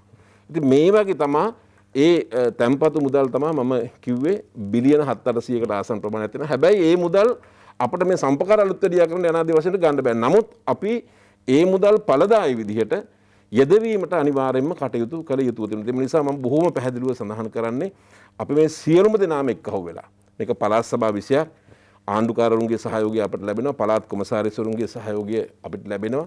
මේ සියලුම දෙනා එක්කහුව කරගෙන අපි බලාපොරොත්තු වෙන්නේ රටේ ජනතාවගේ අපේක්ෂාව, රටේ ජනතාව සම්පකාරයට ආදරෙයි. රටේ ජනතාව සමුපකාරයෙන් ඒ සේවය බලාපොරොත්තු වෙනවා. රටේ ජනතාවගේ අපේක්ෂාවන් බලාපොරොත්තු ඉටු වෙන මට්ටමට සමුපකාර ව්‍යාපාරය අනිවාර්යයෙන්ම ශක්තිමත් කිරීමට අපි කටයුතු කරනවා. ගරු ඇමතුමා දේශපාලන සම්බන්ධව අපි කතා කරමු පක්ෂේ ඊට කලින් දැන් ඔබතුමාලෝ කියන සම්පකාරයෙන් සතුසෙන් ඔබතුමාලා මේ අඩු කරපු මිලට මේ වෙලාවේ සීනි දෙන්නේ කිලෝ 1යි. හාල් දෙන්නේ කිලෝ 2යි 3යි. ඔව් දැන් මම අද ඒක මම ඔබතුමාට සඳහන් කළේ දැන් ඒක දැන් ඔබතුමාලා ඒක අවශ්‍ය ප්‍රමාණයට ලබා ගන්න පුළුවන් විදිහට ඔබතුමාලා පරිවර්තනය කරනවද? ඔව් දැන් කිලෝ 2 3 බවට පත් කළා. දැන් අනිද්දා විතර ඉඳන් අවශ්‍ය ප්‍රමාණයට සම්පකාර සත්ස් වලින් සීනි ගන්න පුළුවන්. හරි අවසානයේ ගැටලුව මේ සම්පකාර සම්බන්ධයෙන් සම්පකාර සේවකයන්ට සමහරවිට මේ වෙලාවට ලැබෙන වැටුප ඉතාමත්ම අඩුයි. අපි ඒකට වෙනම කමිටුවක් පත් කරලා අපි ඒ සම්බන්ධව දැන් යෝජනාවලියක් අපි ඉදිරිපත් කරලා තිබෙනවා. ඒ අනුව පොදු ඒ කියන්නේ සම්පකාර කමිෂන් සභාව තියෙනවා. එතකොට සම්පකාර සේවකීන්ට වැටුප් අපි හැදුවට ඒ සමිතිය ලාභ නම් තමයි එයාට ගෙවන්න පුළුවන්කමක් තිබුණේ. ඒ අයට ලාභ තිබුණත් ගෙවන්න නැති සමිතිය තියෙනවා. ඒකින්ද අපේ බලාපොරොත්තුව සමුපකාර සේවකයන් සඳහා එක් වැටුප් තලයක් දැනට ඒකේ අපි වාර්තාව හදලා ඉවරයි. අපි ඒක ක්‍රියාවට නැංවීම සඳහා කටයුතු කරනවා. අනිවාර්යයෙන් මේ අනුව සම්පකාර දැන් සමහර වයඹ පළාතේ සාමාන්‍ය අධිකාරිවරයෙක් සාමාන්‍ය රුපියල් ලක්ෂයක් විතර පඩි ගන්නවා. ඒ නිසා හොඳ සමුපකාර සමිති තිබෙන පළාත්වල ඒ හොඳ වැටුපක් ගන්න මට්ටමකට තිබෙනවා. ඉතින් ඒ හින්දා ඒ වගේ වයඹ පළාත් සම්පකාර සමිති වලට එන සේවකයෝ දිගටම විශ්‍රාම යන්නේ සම්පකාරයෙන්මයි. ඒතර හොඳ මට්ටමක් තියෙනවා. ඒ වගේ හොඳ සමුපකාර සමිතිවල නමුත් ඒවත් අපි වැටුප් තල එක මට්ටමකට ගෙනීමට අනිවාර්යයෙන්ම දැනට කටයුතු කරලා තිබෙනවා. ශ්‍රී ලංකා නිදහස් පක්ෂය ළඟ නවතිමු අවසන් විනාඩි කිහිපෙක හින්දා ලසන්ත අලගේවන 2004 පාර්ලිමේන්තුවට එන්නේ. ඔව්. 2004 පාර්ලිමේන්තුවට ඇවිල්ලා ශ්‍රී ලංකා නිදහස් පක්ෂය විසින් දරදිය ඇදලා ලසන්ත අලගේවන්නට ශ්‍රී ලංකා නිදහස් පක්ෂය අද ලැබිලා තියෙන තැන ගැන දුකයිද තෘප්තිමත්ද? ශ්‍රී ලංකා නිදහස් පක්ෂය මම භාණ්ඩාගාරිකනේ.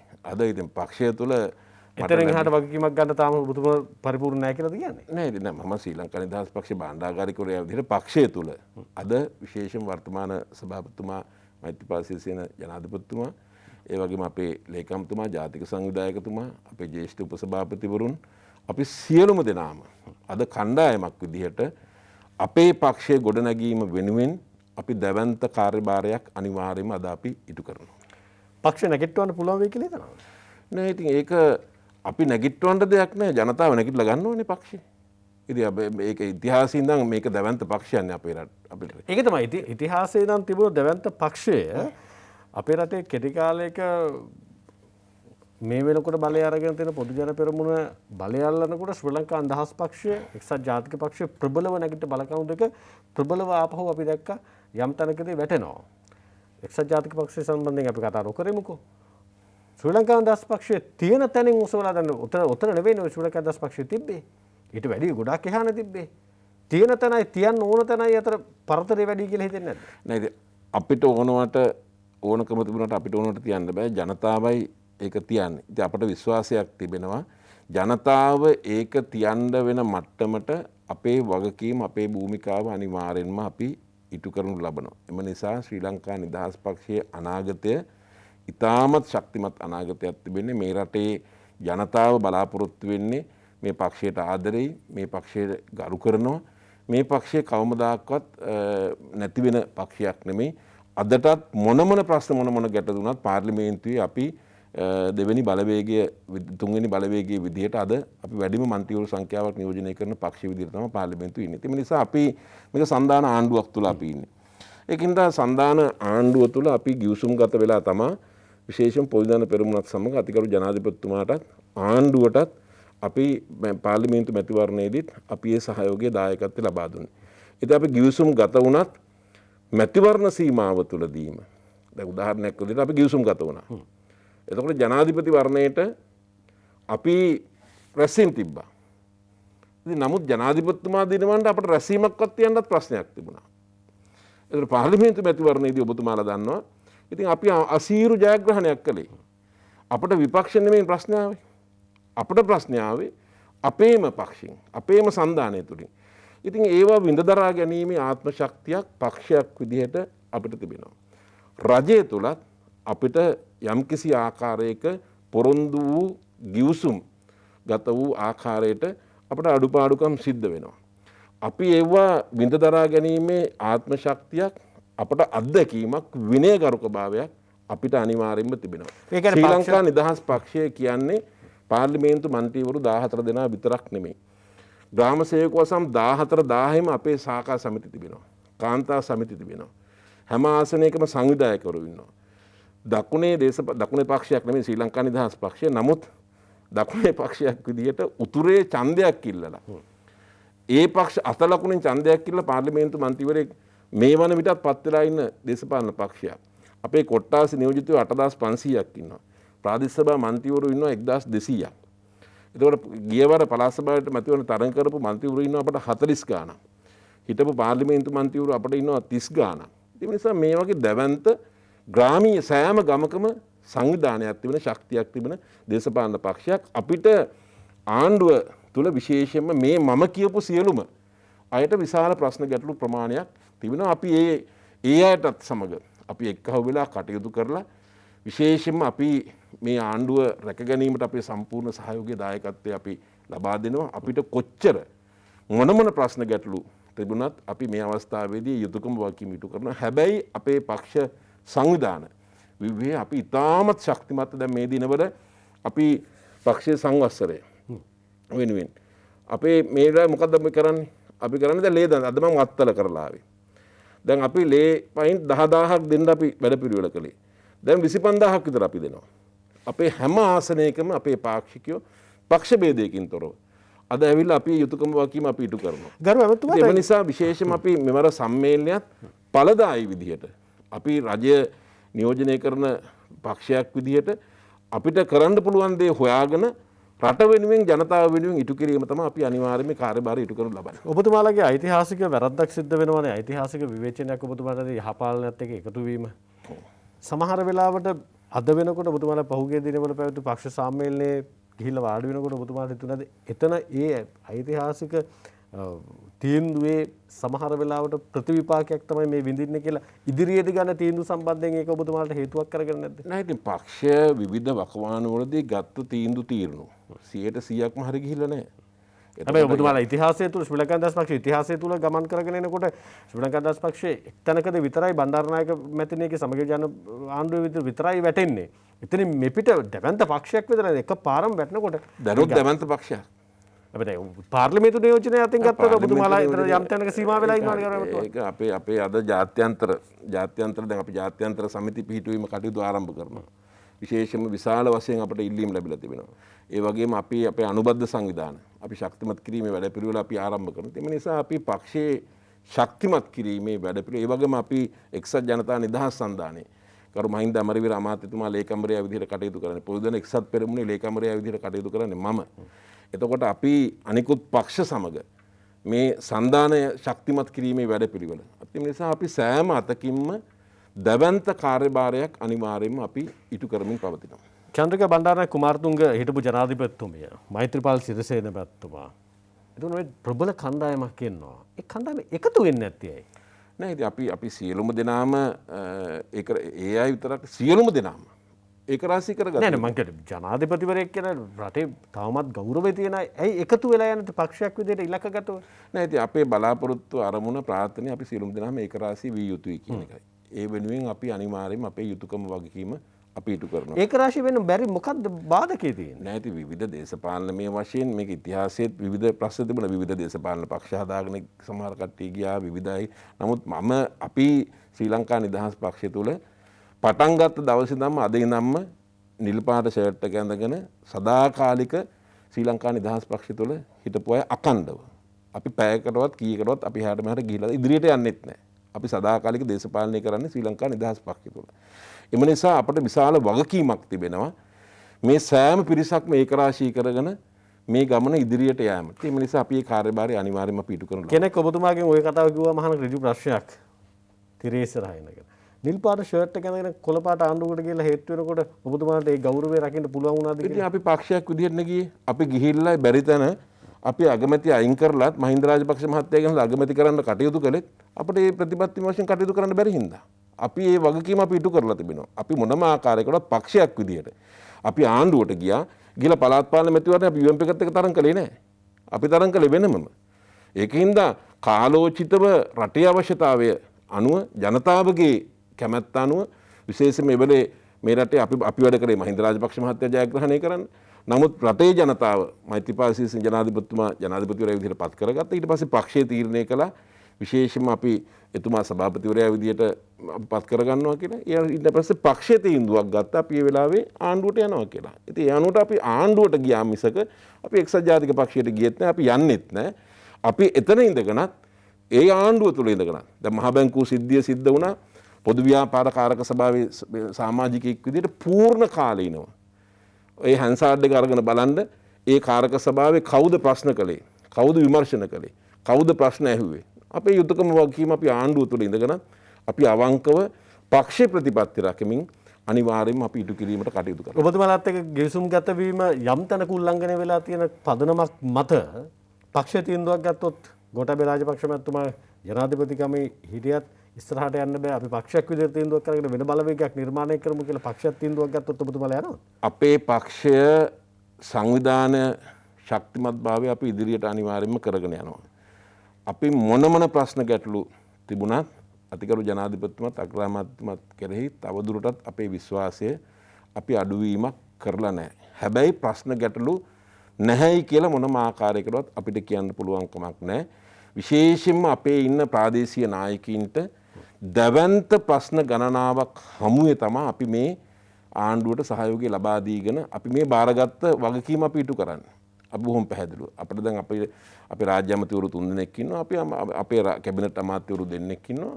ඉතින් අපේ අමාත්‍යාංශ පහම අපි ඊටාම සාර්ථකව අපට තිබෙන වගකීම අපි ඉටු කරමින් පවතිනවා.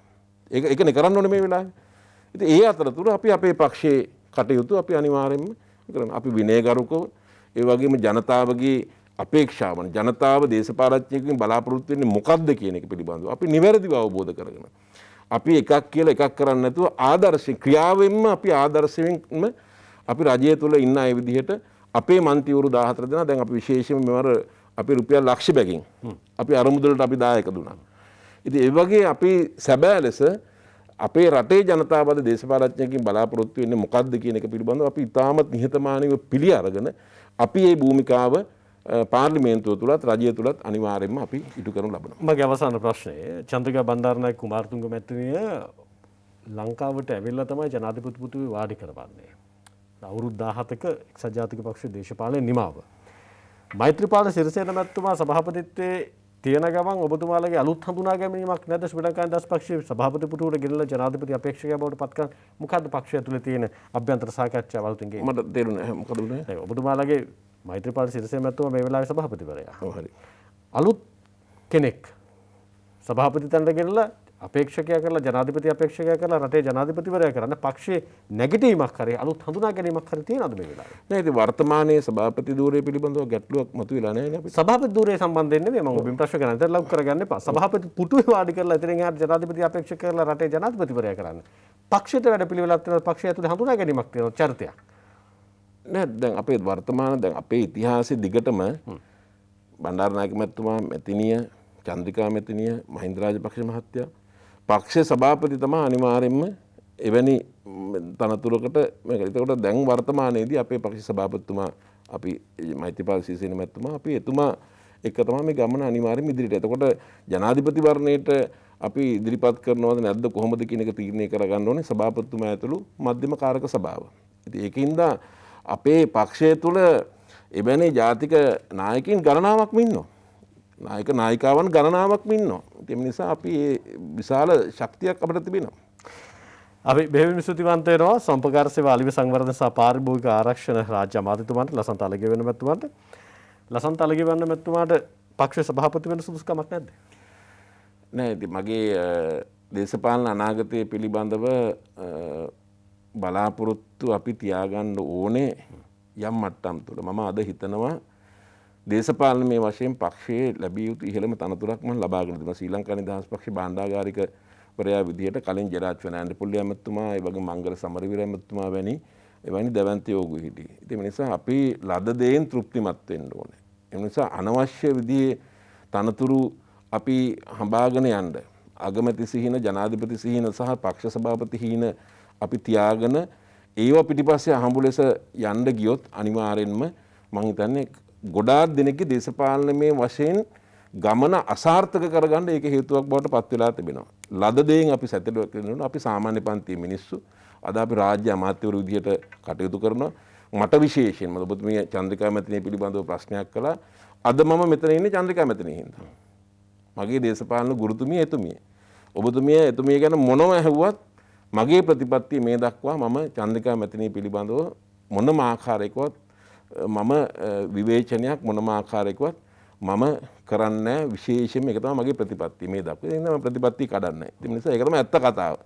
ඉතින් ඒකින්ද අපි මේ ගෞරවය තබමින් අනිවාර්යෙන්ම අපි ඉදිරියටත් පක්ෂය ශක්තිමත් කරමින් ගම්පහ දිස්ත්‍රික්කයේ නායකයා විදිහට මම ඉන්නේ. අපිට ඉතාමත් හොඳ සංවිධායකවරුන් පිරිසක් ඉන්නවා. අපි මේ සමග ගම්පහ දිස්ත්‍රික්කයේ ජනතාවගේ ඒ අපේක්ෂාවන් සහ රටේ ජනතාවගේ අපේක්ෂාවන් වෙනුවෙන් අපි අපේ යුතුයකම වගකීම අනිවාර්යෙන්ම ඉටු කිරීමට කටයුතු කරනවා. මම ජාත්‍යන්තරවත් අපේ රටේ සියලුම දෙනාගෙනුත් අපි ආරාධනා කරන්නේ ඉල්ලීමක් කරන්නේ අපේ පක්ෂයත් එක්ක අත්වැල් බැඳගෙන අපි ඉදිරියට අපි යමු.